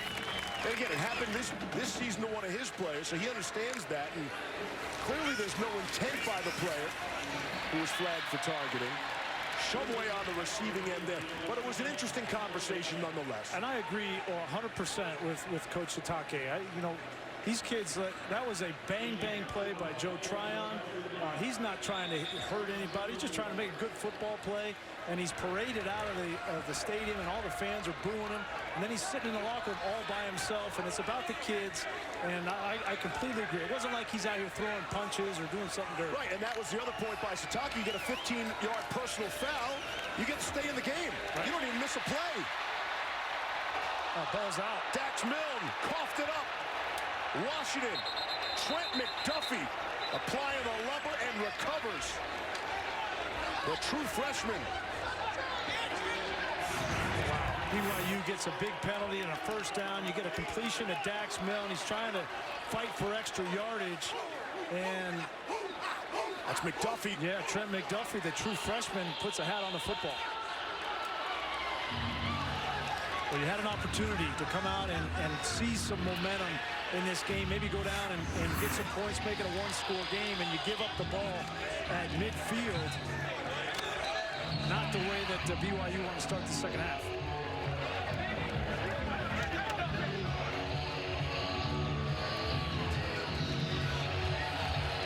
As you would expect, best starting field position for Washington. Up by 12 and looking for more. As Jacob Eason and the offense come out. Eason to throw. And complete to Aaron Fuller. He's got the first down. Fuller scored the first touchdown of the game. If you're just joining us, Savon Ahmed did not make the trip for Washington. Believed to be a knee injury. Molly reporting prior to the game he is a week-to-week situation. And that's why we said both of the top tailbacks are now out of this football game. Here's McGrew for 2. Kairos Tonga made the stop. You mentioned his weight before, Grease, and I guess people do point to the weight of the nose tackles of 321. He actually lost 35 pounds this summer. Wow. And the key to it, he said, no fast food drive-through. So, simple. Yeah, I thought you were going to say he was hiking the Y. Did I mention I hiked the Y? Yes. Did I mention that? I don't know if you can call it hiking. Surviving. Why'd you stay off my Twitter feed? How about that? Oh, did you say that? Might have mentioned it 700 or 800 times. With photo evidence. Zipped in there nicely. And Bocelli with speed. Nobody's going to catch him. Jacob Eason on a rope to Andre Bocelli. And the turnover for BYU proves costly. Just 3 plays after the turnover at midfield. Washington cashes in. We talked about BYU trying to get some pressure on Jacob Eason, but they're going to come with an all-out blitz, right? And when you do that, there's nobody left. You live by the sword, you die by the sword. You can't just let Eason sit back there, but when you do come after him, BYU just doesn't have the coverage on the back end to prevent the touchdown. Extra point on the way, 31-12 in favor of the Huskies. 14 points coming off turnovers. Jacob Eason continues to put on a show. He's been accurate. He's been smart. He knew he had a big arm. He didn't necessarily know he had a big game.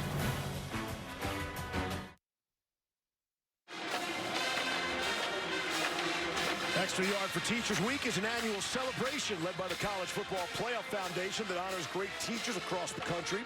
To learn more about Extra Yard for Teachers, follow it CFP Extra Yard or search the hashtag Extra Yard Week. Some of the airs come out of the building after that turnover and quick score 3 plays afterwards by Washington to open up a 31-12 lead. Zach Wilson and BYU will take to the field. Zach credits his high school coach and psychology teacher Eric Kajar as his greatest mentor. Kajar only coached Wilson for 1 season, but has known his family since Wilson was 10. Wilson said Kajar taught him to be a better student, better player, and a better person. And in that 1 season, oh, by the way, with Kajar, Wilson led Corner Canyon to an undefeated regular season. Extra Yard for Teachers Week. Pay them more. Give them more love. Do anything you can for the teachers. On the ground, Emmanuel Asupa. He's got the touchdown of the game for BYU. And now it's an opportunity for Asupa, for Lopini Katoa, who was the leading rusher on this team a year ago. Remember, Tyson Williams was a grad transfer, so he was new to this program. So they've got a couple of backs that have played a lot of football here for Solani Kataki, excuse me, and they have to figure out who's going to be the hot hand the rest of this game. On first down and 10, it's Asupa again. Jeff Grimes told us, the offense coordinator, he said, look, we don't have one guy. There's not one the guy on this offense. We need to spread it around, and that's an example of that. Getting a lot of different people, a lot of different touches. I thought it was interesting talking with Jeff Grimes last night and his recruiting strategy. He said, listen, you know, we've got to find the best players. Typically, our best players are the best players who are members of the church. And if we can get those players to come to BYU and then supplement around them, they can have a pretty good team. But they can't just say, hey, we're all about this one way of playing offense and then go out and recruit to it. They have to recruit the best players and then be flexible enough with their system on offense to accentuate that. Reminds me of the Lavelle Edwards famous quote about receivers having quickness and speed. If you have both, those guys go to USC. They don't come to BYU. So they got to find some other ways. There's Zach Wilson throwing it on the run. Gunnar Romney was in the neighborhood, and it's 4th down. Speaking of finding some other ways, we really haven't mentioned Jaron Hall in this football game. He's the true freshman backup quarterback who is kind of the Taysom Hill build and model.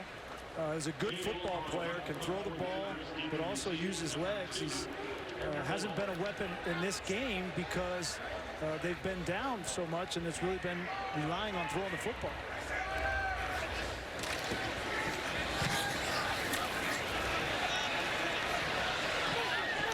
Aaron Fuller try to get a return from the 12. Picked up a block at midfield. Aaron Fuller is going to keep on going. Why not? All the way down the sideline. There is a flag. The flag came late. Thought there might have been a block in the back early. If it stands, it's an 89-yard. Illegal block below the waist. Kicking team number 39. That penalty will be enforced on the kickoff. That's the kicker, Jake Oldswell. Wow. So that's going to stand. What a return from Aaron Fuller. He kept coming. He set up the wall. You know, you see these returns that end up outside the numbers. He's just trying to get over there, to the wall. There's a great job, great block. You're going to see the kicker, 39. Oh, that's a bad call. You don't need to call that. But anyway, the point is it was a great return and a touchdown for Washington. Aaron Fuller, an 88-yard return. His prior career-long punt return was 28. He added 60 to that and 6 points.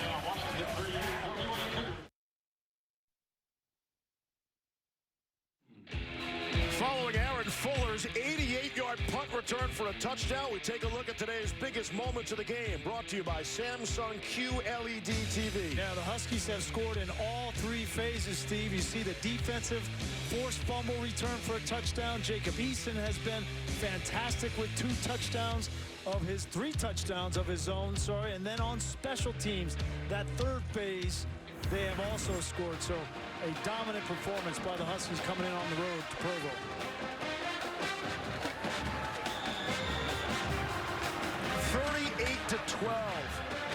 Washington. Still a ton of time left here in the 3rd quarter. This was a 12-point game at halftime that has opened up in a big way. That Washington defense, the last 4 years, the top scoring defense in the Pac-12 and ranked top 12 nationally. And you wonder, with all the losses to the NFL, how they would respond. And here in a tough test on the road is rather nice. Yeah, no Byron Murphy, no JoJo McIntosh, no Taylor Rapp, no Greg Gaines, no Ben Burke-Irvin, Tyler Sparks. I mean, they have lost a ton. You see what Todd mentioned at the top of this show. They lost just as much talent as Clemson or Alabama to the NFL a year ago. Here's Wilson throwing across the middle. It's Hefo. Miles Bryant made the stop. And you know what's amazing about that? The defense today, the best player on this defense is Miles Bryant. That might be the first time I mentioned his name. I mean, they've done it this game so far without Bryant. They've done it up front in the front 7, but Bryant is a critical piece.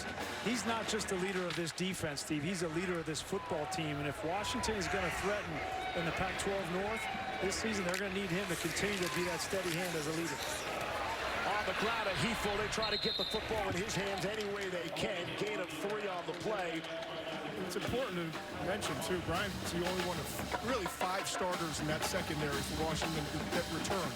JoJo McIntosh was the one who didn't get drafted because of some medical issues. The other 3 guys got drafted. So he comes back and he becomes the leader, as you mentioned. But what is so impressive to me is the depth of this defensive front today. It's really showing up, and they've just dominated the line of scrimmage. False start. Offense number 89. 5-yard penalty. Remains 2nd down. And now hurting themselves with penalties. And the other thing about Bryant, I think people forget, because it was a long time ago, he walked on. And what a great story Miles Bryant is. And you want to open up the conversation, who's the real DBU? I mean, that's a big deal in the SEC with LSU, and other people have taken claim to that. In Washington, they try to stay out of that conversation. They want other people to talk about DBU with them, but they don't like to talk about it themselves. Over the head of Matt Bushman there again. Keith Taylor had the coverage. Well, you know, to Todd's point, the reason that this defense was the top defense in the league, yeah, everybody wants to talk about the DBs, but it was the front 7. And they lost a lot, but to Todd's point, they have recruited well. And give Chris Peterson credit. He's got 6 first or second year players in the top 9 rotation in that defensive line. So they are plugging them in, but they are talented individuals. Here's 3rd and 12. Wilson trying to convert. That was nearly intercepted. Keith Taylor knocked it away. And Washington keeps on coming, Grease. More than half of the players on their roster are freshmen or redshirt freshmen. Think about that for a second.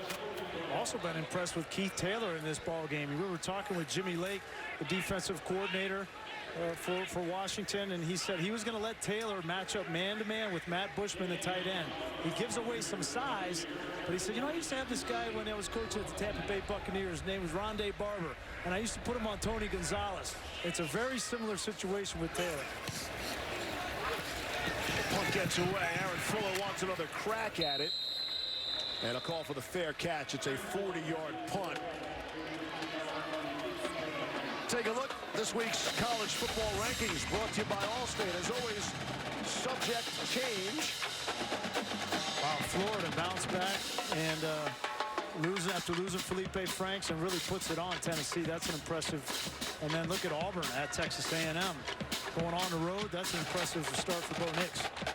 Georgia Notre Dame will be the highlight tonight. All eyes will be on that one, of course. And in that Florida game, I was starting the warm-up footage today on game day and on the game broadcast. Franks was heavily involved in the warm-ups and getting people loose. Richard Newton, the ball carrier for Washington, is close to the first down yardage, gain of 9. Florida keeps on rolling. Gain of 9 brings up 2nd and 1.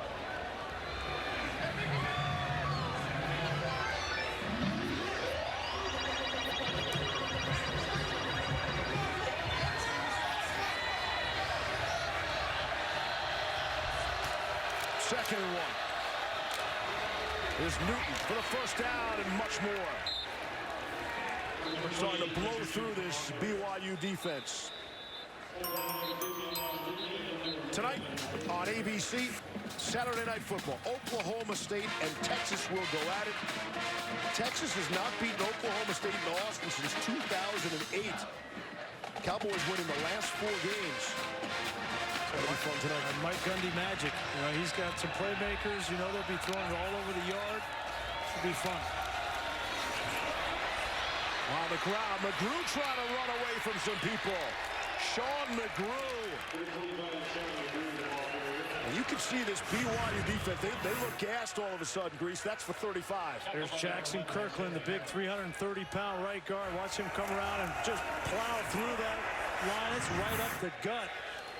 This offensive line is taking over the game. Easton on the roll. He'll take a shot. Complete to Hunter Bryant, just back to the line of scrimmage, and probably not worth the shot that Easton took from Chaz Ayu. Washington offense, you know, they didn't play very well against Cal. Certainly they played well against Eastern Washington and Hawaii, but the game against Cal, they were too conservative. They have been very balanced today. They've thrown the ball on first down, run it in third and medium situations. They've been unpredictable. They've gotten the ball in their playmakers' hands, and Jacob Eason has been the point guard the whole day. Cal wins again today at a goal line stand to hang on and win another game. That Cal defense is legit. Here's Fuller. Takes a shot. Gain of 9 on the play. Molly. Well, Steve, I'm impressed with Jacob Eason. He's very calm and confident when he's on the sidelines and in this first road game. Coaches call him a laid-back leader, and I can see that, how he's interacting with his teammates. At one point, he's telling his O-line, they're having a hard time stopping us. And then when he's not coaching up and giving advice to his teammates, he's joking around. He's laughing with them. He's actually having a good time. He's looking very at home here on the road, Steve. Has not been sacked today. Against Hawaii, he was sacked once, and that was the only hit he took all game.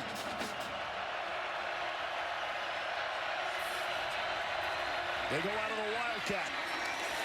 Richard Newton for the first down. Gain of 7 on the play. Number 28, Richard Newton, lining up behind center. I think that's his game plan, right? They came into this game saying, listen, in 3rd and 2 to 3 situations, we like the Wildcat. And we like our matchups up front with our offensive line. And Chris Peterson's always going to have some change-ups. He's never just going to give you the same looks every week. And some people will say, why are you taking the ball out of Jacob Eason's hand? Well, Jacob Eason's got a bunch of throws. He's 22 or 24 in this game. It doesn't necessarily have to be in on every single snap. 5th trip to the red zone for Washington, and Richard Newton has first down yardage. It will be 1st and goal. We're very close to the first down. They'll give him 9 on that play. It's a new name that you're going to have to know at home. Richard Newton. No Savon Ahmed in this game. It has been all Newton with a little bit of Sean McGrew sprinkled in, but this is a redshirt freshman from Lancaster, California, that's introducing himself to the Husky Nation. Here's Newton, introduces himself to the end zone. Touchdown, Richard Newton. And Washington is killing people up front. Well, If Richard Newton doesn't learn today, he's going to learn fast that after a game like this, you go thank the big guys up front. They are coming off the football. Trey Adams, Wattenberg, the left guard. We talked about Nick Harris. We saw Kirkland on the wraparound power play. Number 2-8, you need to go over there as soon as these guys come off the field and dap up each one of your offensive linemen. Richard Newton, 6 carries for 77 yards this quarter. This quarter. Well, they're happy for him, right? You never know until you give these young kids an opportunity to go out there and do it. And he's answered the bell. Henry for the extra point. Coming out of the half, 21 points unanswered in 7 minutes by Washington.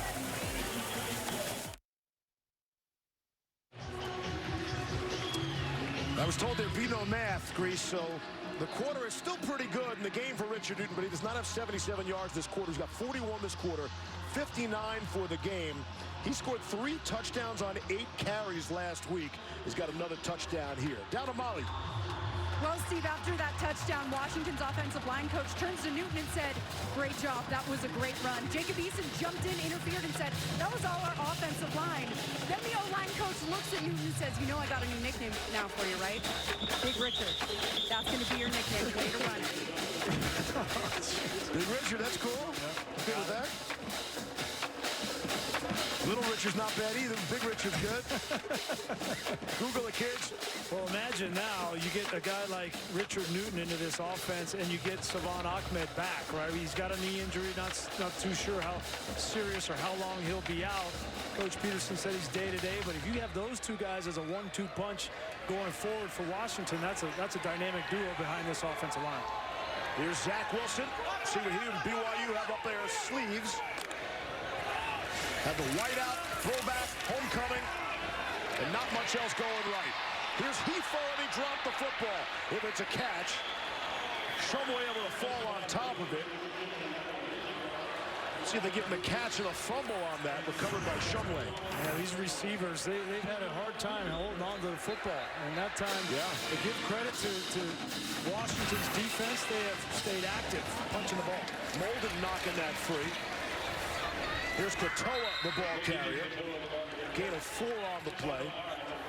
I know one thing. There's no quit number 1 for BYU. Zach Wilson, he just loves playing this game. Despite the fact they're down 45-12, he's still out here slinging it. Wilson to throw. And complete. It's Hefo for the first down. See where they spot it. They're going to mark him just short.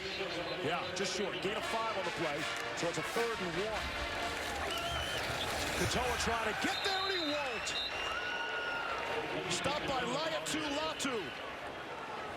And that Latu is the freshman. That's 6'4", 275 pounds. They are really excited about him. He's a big-time player. As a freshman, to have that ability, knife in there and make that play. 4th and 1.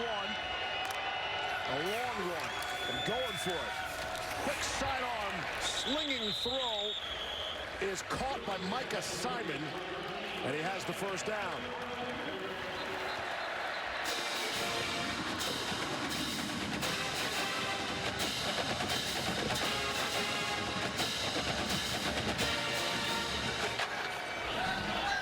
We might need another look at the placards that they're signaling the plays in from that BYU sideline. I just got a quick glimpse of that. We'll see. Clap and some movement. Was it Hodge for BYU or Bronson for Washington? The defense was not in the neutral zone. False start. Offense number 69. 5-yard penalty. First down. That's Tristan Hodge. It's our pal Merrill's nephew. What did you see on the card over there that caught your eye? That's the card, Grease. We circle that, draw now. Don't turn it around now. Come on. You got shy. we need to see that card again. Little Jack Black. Hey, whatever works. Nothing slips by you, Levy. You know I'm paying attention. Here's Wilson to throw. got a man. Gunnar Romney. He'll be pushed back. They're getting plenty of forward progress. Kyle Manu wrapped him up. Gain of 5 on the play. Romney had the big catch a week ago. You looking for it again? Fast and furious. Who's that on the left? That's a good question. Anybody? Anybody? Where's Molly? Molly will know. You guys all right up there? Anytime you want something, Todd. In and out of the hands of Romney. Could not hang on. I was just about to give Romney a compliment from the game a week ago, and then he drops that one, but there you go. There you go. Have at it. Nacho Libre. Now what? And there's the rock to the left. You know, that's... What, if you had to guess, Chris, what play is the Nacho Libre? What signal is that? What do you think? Play fake? It's got to be, hard play action. Don't bite on the cheese. Don't bite the cheese. Bite on the cheese. 3rd and 9. See why I'm not jumping in? Yeah. Molly conspicuously absent as well. There's Wilson to throw. Able to complete. Wrapped up nicely by Dax Milne. It's going to be short. I think that's the reaction from the crowd. It's going to bring up a 4th down. Gain of 8 on that last play. And they've really been going fast here in these short situations. Snapping it fast. Anticipate a sneak. There it is. Wilson trying to push the pile. And Zach Wilson does squeeze through for 3 yards. You were talking about Gunnar Romney and that drive late last week leading to the victory. Zach Wilson actually texted Romney after the game was over to apologize about a pass. A pass that went for 35 yards in a critical play. It was a bit of a duck, I get it, but it was completed still. Oh, well, Zach Wilson was being a magician in the backfield. He was avoiding 2 different defensive linemen. And yet he's apologizing. Yeah. You suck it up. I'm getting hit out here too, right? And it wasn't a laser of a spiral. There's Wilson. Big shot there. Gunnar Romney, as if on cue. Elijah Molden laid him out. Gain of 4. Under 2 minutes to play here in the 3rd quarter. A 3rd quarter owned by Washington. It was 24-12 at halftime. And then you see 21 unanswered by the Huskies. I'll take a shot right here in the slot to Cushman. Now you're talking my language. Got one-on-one. Wilson to throw. I think he was thinking that. You just got to give him a chance. You cannot throw that ball inside. When the defender is lined up inside and Bushman is outside, you got to give him a chance on the outside. That play, that was a throw that Wilson would like to have back. See right there, that position. You got to get that ball out near the sideline. Still a young quarterback, right? He's only started 10 games. Still learning week in and week out. And his preparation, his work ethic is second to none. He'll learn from these situations. Bushman has gone quiet here in the second half. Really, as is everyone on this BYU offense. Here's Wilson try to run for it. For 3. Jackson Sermon made the stop.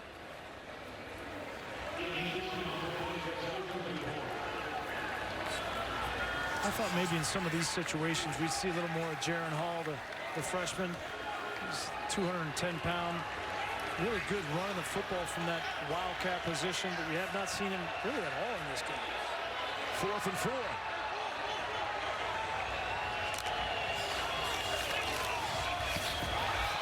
Quick throw is Elijah Molden. Off the helmet of Molden. That's one way to cover a guy. Wilson and Milne were not on the same page there. Dax Milne, the receiver, looked like he was coming in and then going back out. And Zach Wilson didn't read him going back out, threw it inside. And no conversion on 4th down.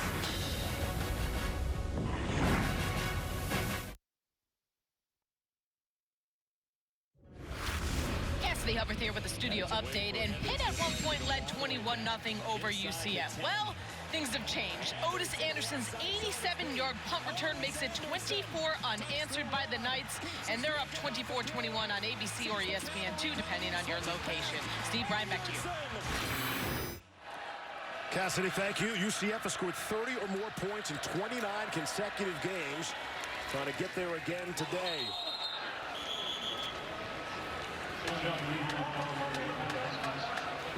Gain of 4 on the play. Nick Harris able to fall on that loose ball. Get a beautiful live shot of the mountains. After the Rose Bowl, Grease, you're talking about picturesque settings around college football. Ann Arbor second, of course, again. Right. No, this is got to be up there. This is our first time to Provo, yes. man. This has been awesome. I mean, these mountains are beautiful. Rained a bunch yesterday, but it cleared up. We were able to get up there and do the hike, and there's snow on the peaks this morning. It's beautiful. And they were hoping for more from the home team. Here's Eason to throw. He wants some more, and it's intercepted. Picked off by BYU. He fumbled that Max ball. Tooley. And let's see where they spot it. And that's going to be how the third quarter comes to an end. Max Tooley, who had a big play earlier in the game. At the end here, he reaches out for some reason with the football. Maybe he's trying to score. Looked like his knee was down, but the ball may have been coming out. We're going to have to take another look at this. He's got the ball. And there's a knee down, yeah. How about Luke Wattenberg never giving up, too, to bring him down, the big guard for Washington. I think Tooley's going to get away with it here. He thought he was scoring at the 5-yard line. Yeah, I'm standing right here. He thought the 5-yard line was the end zone. Intercepted, fumbled, recovered by Washington. Washington's momentum put him in the end zone, and he was tackled there. The ruling is the ball will come out to the possession where Washington recovered. The previous play is under review. Yeah. That was well described there by good detail. Stephen Strimling. But to Todd's point, I think Tooley thought he was playing in Winnipeg. The 80-yard field. Yeah. Very nice. We're going to look at this quite a few times as replay looks as well. There's Wattenberg, 76, that gets him. I think his knee was down on the ground. You could see it from our other look, I think, a little bit better. Richard Newton applies the big hit on Tooley, the true freshman. See that ball clearly coming loose. Yeah, this is the look. Watch the left knee down. So he's got control. It looks like he does it, but he's controlling that ball when that left knee is down. And then when he gets hit, that's when he loses possession. Right. I think that's conclusive evidence to overturn the ruling on the field. He's palming the football there. His head was down, right? So he didn't quite know where the end zone was. So maybe that line there's the end zone. I think that's a clear look. It's close, though. Hey, and full marks to Washington, right? Both Newton and Wattenberg, no give up, no quit on that play. Well, and really the first poor decision we've seen from Jacob Eason. That ball should have never been thrown. He's trying to squeeze it in there to Hunter Bryant. There's 4 BYU defenders in there. And if Tooley didn't make the play, another guy would have made it.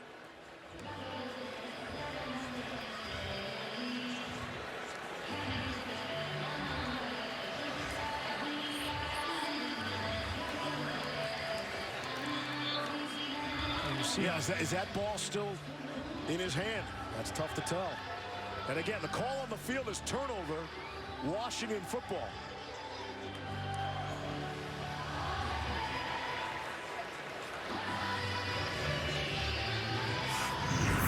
We're going to stay here for the call. Again, this all happening on the final play of the third quarter. 45-12 at this point. Let's see. Talk to me, Stephen Strimling. After review, the BYU interceptor's knee was down at the 7-yard line. It'll be first down. Game timer, please put 2 seconds on the game clock. 2 seconds, the clock will start on the snap. So they're going to put the 2 seconds back. We'll have another last play of this third quarter. And that's about the only thing to go right in this third quarter for BYU. And now they're putting 2 seconds back on, so Washington's defense, who had gone all the way down to the other side of the field, now has to run 100 yards to the other end. They're going to be gassed by the time they come down into one play. And it goes a 33-yard interception return by the true freshman Max Tooley. That was first deflected away by Austin Lee and into Thule's hands.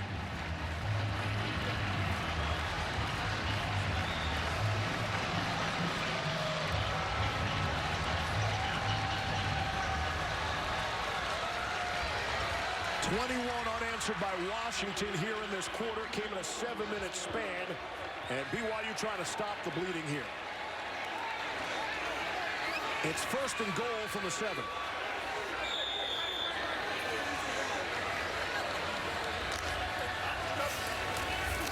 Here's Wilson to throw for it. This should be the final play of the third quarter.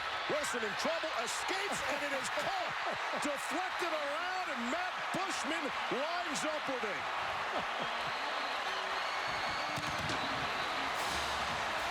Keith Taylor had a chance at that one, through his hand, and Bushman scored. I think it went through Keith Taylor's hands first, and then it might have gone through Cameron Williams' hands too. Great job stepping up by Wilson, and that should be an intercept. That's an unbelievable touchdown for Bushman. Boy, they're going to be on Keith Taylor in the meeting room tomorrow. And sometimes they'll wrap him up with Velcro. You won't hear the end of that one. The Bushman-Taylor matchup was one to watch before this game ever started. And it continues to be that way. Touchdown and extra point. Bushman had a dominant first half. That's his first grab of the second half. And that was not by design. Wow. A stunning finish to the third quarter. Steve Levy, Brian Greasy, Todd McShay, Molly McGrath from Provo, Utah. Crowd still here and into it. The whiteout game for BYU. It's homecoming. The throwback jerseys. Everything all good. Back-to-back overtime victories for the home team. And then today it has not gone their way through the first 3 quarters. 45-19 UW as we open up quarter number 4. The student section still representing though, right? Hey, great fan base here. Yeah, look at them go. Still jumping around. Kalani Sitake has preached having fun here in Provo for his team and for the fans. Re-emphasized that after the Utah loss to open the season.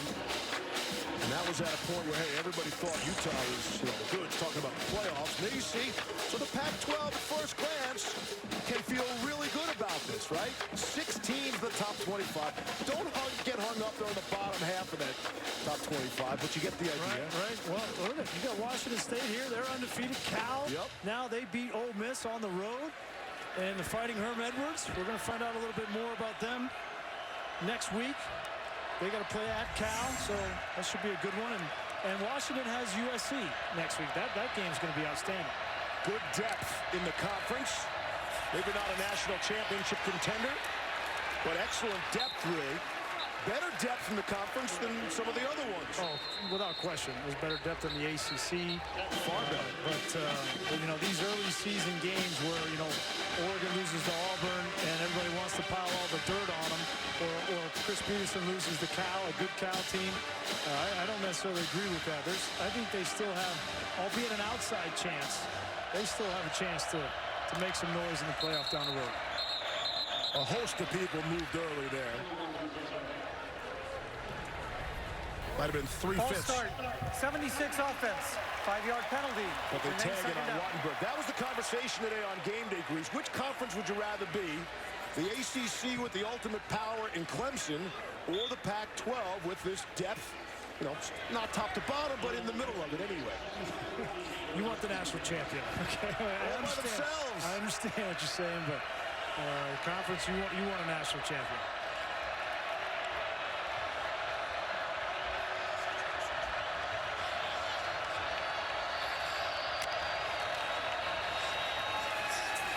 Here's McGrew.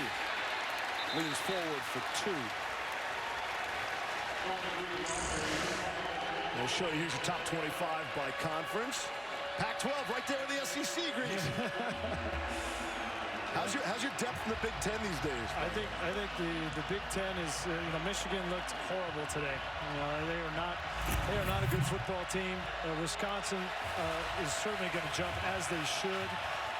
It'll be really interesting to see, can Wisconsin run the table in the West and win the Big Ten potentially in Chicago against a team like Ohio State. 3rd and 12 upcoming. Easton's still in there as we open up the 4th quarter. Wrapped up a little bit as he throws and completes to Andre Bocelli. That was a great throw there. Another guy hanging on his legs. This is just a dig on the weak side. This is an X dig. This is an NFL pattern. You're going to read downfield to that X on the inside, and you fit it right in between the dropping linebackers. It's good for 19. Bocelli and Fuller have been impressive. Keep waiting for Puka Nacua to do something. He is the local favorite. Washington able to recruit him away from BYU. Smashed just about every Utah high school record for receiving yards. He'll be a fun player to watch.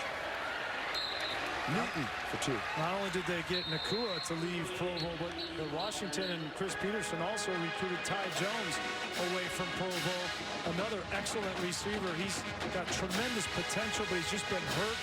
He's got a hand injury he suffered in the offseason that's continued to keep him out. But if you think with a guy like Jacob Eason and a running game like Ahmed and Newton, and then you add in Hunter Bryant and you add in some of these receivers that are coming and growing in this system, this offense could be dangerous.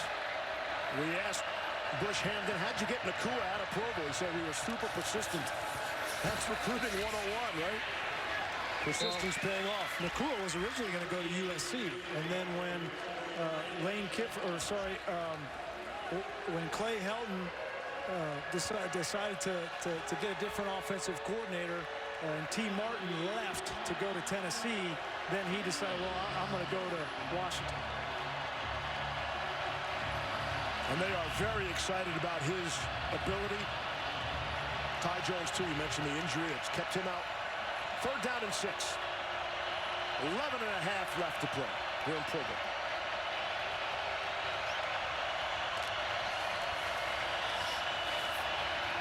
Easton the throw. That was behind Hunter Bryant, who took a big shot at the end from Austin Lee. 4th down. Just the 4th incomplete pass all day for Jacob Eason. And let's introduce America to Joel Whitford as Washington punts for the first time. This is Washington's first appearance, also, we should say, on the ESPN family of networks this season. He throw back deep. Whitford gets it away. The senior from Australia, where else? And the fair catch by Hefo. The surroundings all beautiful in Provo. Just not the scoreboard for the home team.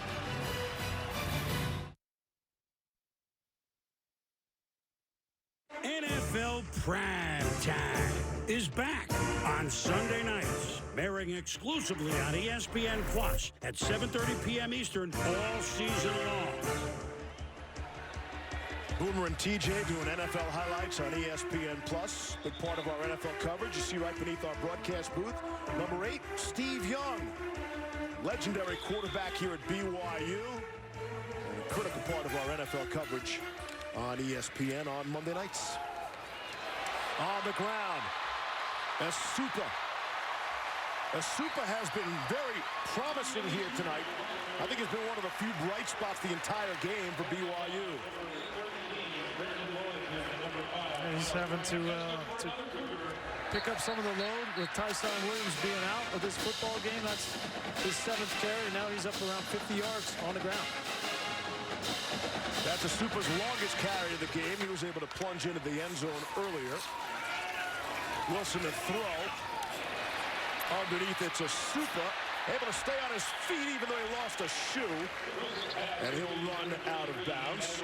The upcoming BYU schedule is interesting. And the ESPN Plus, you get Boomer and TJ, the NFL highlights. And then BYU at Toledo. That is an exclusive ESPN Plus game. The only place for BYU fans to see that game at Toledo next Saturday is on ESPN Plus. Second down and 4. Here's Wilson. Protection's good. Take a shot for Milne and sails it over his head. It's been a tough day for Zach Wilson, but he's been under pressure. Obviously, he's playing from behind significantly. But, you know, Kalani Sitake talks about we either win or we learn, right? And this is a learning experience for his entire club, but especially for Zach Wilson going up against probably the best defense he's faced in his young career. And he's going to find some areas where he can improve, throwing the football. And to me, his down-the-field accuracy and giving his receivers chances to make plays is where he can improve the most. Wilson to throw underneath. Completes to Micah Simon. He's down at the 35-yard line. It's a gain of 19. And Grease, you know, BYU's not going to be happy with the outcome of today's game. I get that. But 2-2 with the most punishing first 4 games of any schedule in the country. They'll handle that. They'll be okay. And there should be victories coming their way in the immediate future, as Hifo on the receiving end picks up 5 more. Well, you give him credit for scheduling and doing so in the early part of the year. The challenge for Kalani when you do that is when you got a lot of challenging teams to play and you don't really know a whole lot about your team. And you see the results. They're not going to win today, but going 2-2, and it's not the easiest thing in the world to schedule as an independent. I have great point. Independent since 2011. That's a super again for 1. It's been a bit of a story here. Sitake's contract status. It goes through the end of next season. And of all the people who've said, hey, I don't worry about those kinds of things, I kind of believe him more than anybody else. He really seems totally unconcerned about his contract status. Wellington makes the stop on a super there. It's a loss of 2. He was so refreshing to talk to yesterday. I mean, we talked to a lot of coaches around college football every single week, and this guy is blue through and through. He spent 10 years at Utah under Kyle Whittingham, but he played here as a fullback, and he is in it for these kids. When he says it's not about the money for him, I actually really believe him. He's going to do whatever he can for the good of his kids, and that was refreshing. And all the alumni talk about him seem to think he is the right guy to keep on going here. Romney could not handle. It was a little behind him, and they turn it over on downs. 8:26 to go in the 4th. No dancing from the head coach today.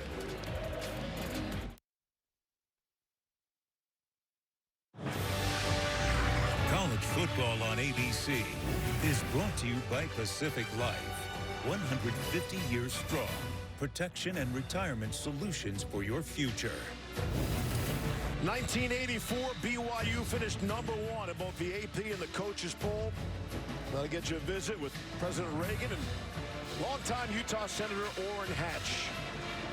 With Lavelle Edwards there. Yeah, Washington was chirping last year, right, in '85, and then they came down here to Provo, and BYU put it on them. Washington finished second in both polls that magical 1984 season in Provo. BYU beating Michigan in the Holiday Bowl. Richard Newton still getting after it. Bo Tanner came up to make the stop as we approach 8 minutes to play here in the 4th quarter. 45-19 Washington, and again doing it today without their top running back, Savon Ahmed. And they're really just hoping to buy him a week or 2 and get him back with what we believe to be a knee injury. A little surprised that Chris Peterson's leaving the starters in here midway through the 4th quarter of this ball game. We mentioned the injury to Ahmed already. Something would happen to Newton. He'd really be in trouble, but maybe you want to get some reps for Jacob Sermon, the backup quarterback, and some of these other guys on the offensive line. On the ground, it is Newton trying to fill some big shoes. Of course, a year ago, Jake Browning owns just about every Washington passing record. He has moved on. He's on the Minnesota Vikings practice squad. And now it's become Jacob Easton's turn. Sean McGrew in the backfield. 7 starts combined between those two, but I think McGrew is going to be a situational back for them. He's not a starter. It's going to be Ahmed or Richard Newton for the rest of this season. 3rd down and 5. Here's Easton. Good protection. Zips one across the middle. It is caught. Cade Otton for the first down. So Todd McShay, how long can Washington fans expect to enjoy watching Jacob Eason in the purple? About 8 more games. That's it, huh? He looks the part. Listen, he still has a lot of learning to do, and I'm always preaching to young quarterbacks to go back. It's more important to get experience. You look at the history of it in terms of getting to that second contract, but watching him today, watching some of the tape that we've seen, and it's early. It really is, and he's got to learn the game. But he is a first-round physical talent. I don't think there's any question about it. On the ground, it's McGrew, and apparently he's a first-round kind of kid, too. We were told the coaching staff, Eason might be the most well-liked kid on the team. That's quite a statement as well. Well, I'll tell you something that's going to prepare him for the next level, unlike pretty much any other quarterback in college football outside of Trevor Lawrence, is the pressure that he's been under, the expectations that he's having to live under right now. That's what the NFL player at the quarterback position has to deal with, and Jacob Eason has had to deal with that ever since he came out of high school, went to Georgia, and now has come back. They expect perfection out of this young man, and so that in and of itself will prepare him mentally for the next level. 2 seconds to snap it. They just get it away. It's McGrew wrestled out of bounds. We'll see where they spot him. They're going to give him first down yardage, and along those lines, get to Todd's top prospects. See it flashing on the ESPN bottom line all the time, his top 10, but these are the top quarterbacks, Todd. And Eason, I just didn't even factor in because we hadn't seen enough. And we still haven't seen enough. But you see, Tua obviously is kind of the front runner to be the first overall pick. Justin Herbert from Oregon, big-time arm. They're similar type players. Herbert probably more athletic. But Jake Fromm, obviously, it will become an interesting situation with if Fromm and Eason are in this draft class after Eason having to transfer from Georgia. So it's not an exceptional class, but a guy like Eason, it seems like every year pops up.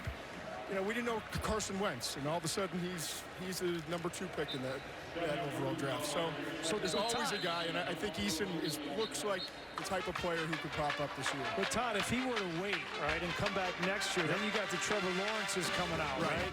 And I don't know the rest of what that class looks like, but do you think it would be, if he has a solid year this year, he would want to jump in with that class of quarterbacks coming out? Again, there's so much to learn about him, but based off of what we've seen so far, if he continues to play like this and ascend, I think he's very likely to be in that 2020 NFL draft. Handoff up the middle. It's Newton. Nobody's going higher than Trevor Lawrence, I can tell you that. And if you didn't hear the news this week, the Giants made the announcement that Daniel Jones will start at quarterback and Eli Manning will go to the bench. Low-hanging fruit for you, Libby, every week. Hey, it's 4 minutes left in the fourth quarter. I think I waited a long time. I told you, give me 8 weeks. Just ask him about his Jets. Yeah. So while we're talking about the Jets, so Luke Falk will go at quarterback with Gardner Minshew, what he's doing for Jacksonville. Yeah, right. How about Mike Leach? How about it? Everybody wants to go Lincoln Riley going to the NFL. Where are the contracts and the big bucks from Mike Leach from the play on Sundays and coach on Sundays? He's still waiting to get paid by Texas Tech. There's Newton again. And the ball pops out at the 30. And it's a fight for it. And BYU's got it. Hayden Livingston able to fall on the ball.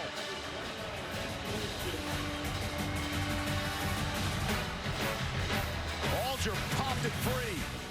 And Livingston recovered for BYU.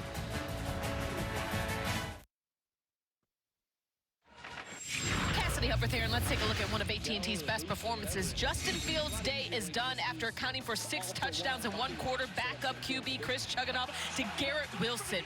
Incredible catch. Buckeyes have scored 70 unanswered, up big over Miami of Ohio. Steve?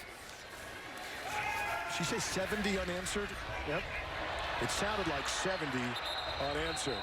There's an interception there. Picked off by Asa Turner, the true freshman. First career college interception. And he benefited from the receiver from BYU just falling down, trying to come out of his out route, and Wilson had thrown the ball already. You see the receiver down, and that would be a completion if Nifo stays on his feet. Instead, it's an interception. So things continue to go poorly for BYU. Last year they had this 2-game stretch. They went to Wisconsin, knocked off number 6, came home, went on the road to Washington and got crushed against these Washington Huskies. And BYU in our meetings this week said they would learn from that experience, and it's somewhat similar, right? A win last week at home against USC, get a big test here, and get smacked around again by Washington. Well, this is a better Washington team than I think we thought. We didn't know really what we were going to get from a defense just because there's so many new players there. And now you see Jacob Sermon, the backup quarterback, going to get in and get some reps. Very highly rated quarterback, and they're high on him as well. There's an embarrassment of riches at the quarterback position for Chris Peterson. Big difference to me is these guys have really big arms. Jake Browning was a fantastic quarterback, probably one of the best in the history of UW. He didn't have that rocket arm. Sermon and Eason have guns. On the ground, some more running room for McGrew. Browning in that game last year went 23 of 25. It was 35-0 Washington until the final 41 seconds. Taking a look at our Pacific Life game summary. Really a blowout. The start of the third quarter on for Washington. You see that 21. Those 21 points came in 7 minutes unanswered.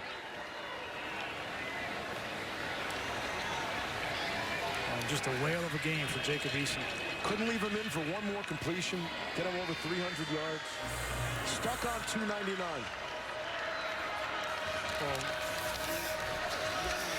Here's McGrew. Finally wrestled down. Well, last week against Hawaii, Eason was 13 of 16 for 200 yards and 3 touchdowns in the first half. So he's played some unbelievable football here, and it's just going to continue to get better as he gets more and more comfortable in Bush Hamden's system. They're going to have to score some points against USC next week. Get them in Seattle. Again, we'll see what the Trojans are doing with their third-string quarterback next week. That's going to be a fascinating game. Yes. Because USC is, they got backed into a corner, and their head coach, Clay Helton, everybody's talking about, how they're going to replace him, and they stood up and fought. And that was a good football team in Utah they beat last night.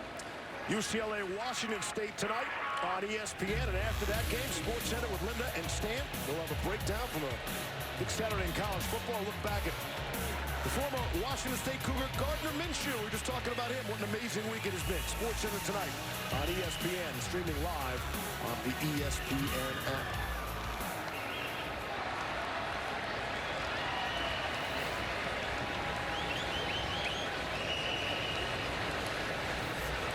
Maybe the most impressive thing in this game has been this Washington defense. They've replaced those 9 starters. It's credit to Chris Peterson, his program, the strength and the health of their recruiting that they have reloaded on that side of the ball, and signs are pointing in a positive direction. And that's going to do it. The Huskies get another win here today to go to 3-1. Their first road game, not a problem. Our producers today, Bill Palladino and Josh Hoffman. Our director, Mike Schwab. All the gorgeous pictures from Provo, Utah. As the final seconds tick off. 45-19.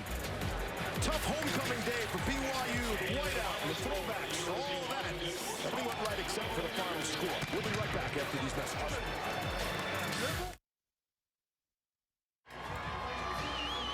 Back in Provo, Washington hammers BYU to the tune of 45-19.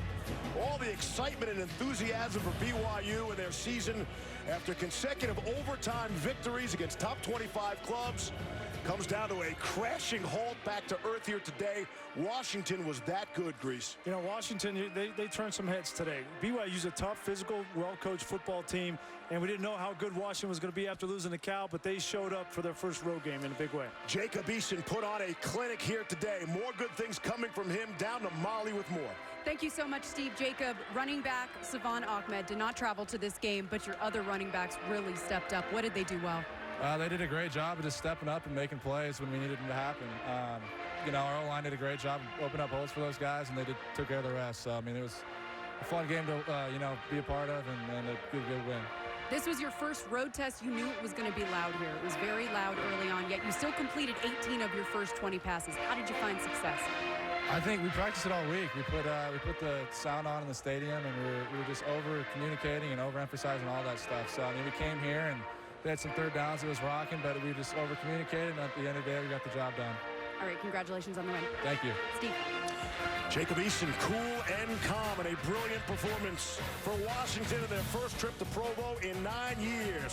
For Brian Greasy, Todd McShay, Molly McGrath, I'm Steve Levy. Final is all you dumb, 45-19. Send you back to the studio.